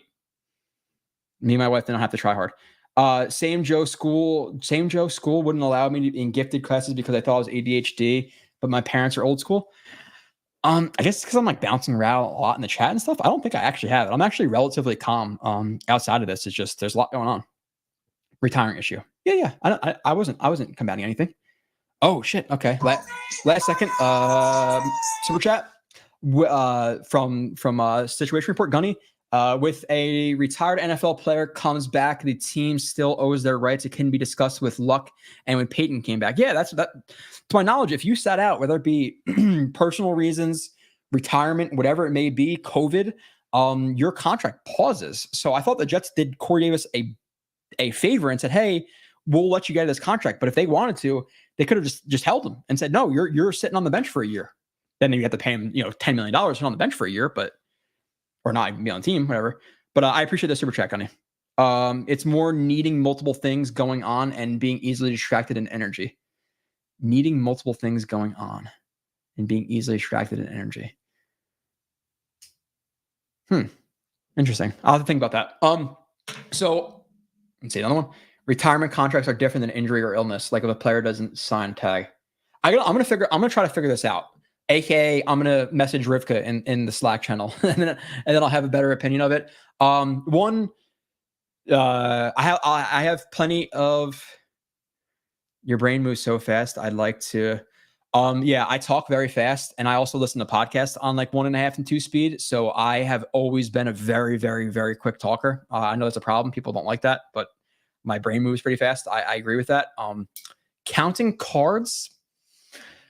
Math, I'm good at math. My problem is when I go to casinos, Greg, I tend to have a beverage or two. I don't know how well I'm going to be off doing number counting, but I guess it does move pretty fast. So I need to occupy my mind quite frequently. I feel like this was an awesome stream. I appreciate King. I appreciate all the super chats. I appreciate the support in general from you guys, just like chatting. I appreciate the film watching of you guys. The fact that like even the Babbers review had like 100 comments. Latham had like 50, 60 comments. Like you guys have been like killing it in terms of support. I also really appreciate the people from Reddit. I've never like seen stuff about myself on Reddit, but I have a few guys on there who are really like they're down for my work, and I really appreciate those people. Because there was times like I was reading conversations like, oh, like he was wrong about like this edge rusher, and the guy was like, no, like he actually said this, and then I'm like, let's go. I love that guy. So you guys are killing it. I appreciate all of you, Hawk, Harold, King, Kev, Rich, everybody. You guys kill it. So Dan, I'll have more reviews coming out the next week. Odunze probably tomorrow. Because I just recorded him. You'll have Fuaga a couple days after that, and I'll do Alt, and I'm going to do Neighbors, and then I have a bunch of Jets players, a bunch of free agents, and every single player the Jets draft, I will do a review on, and I will probably do like a UDFA or two.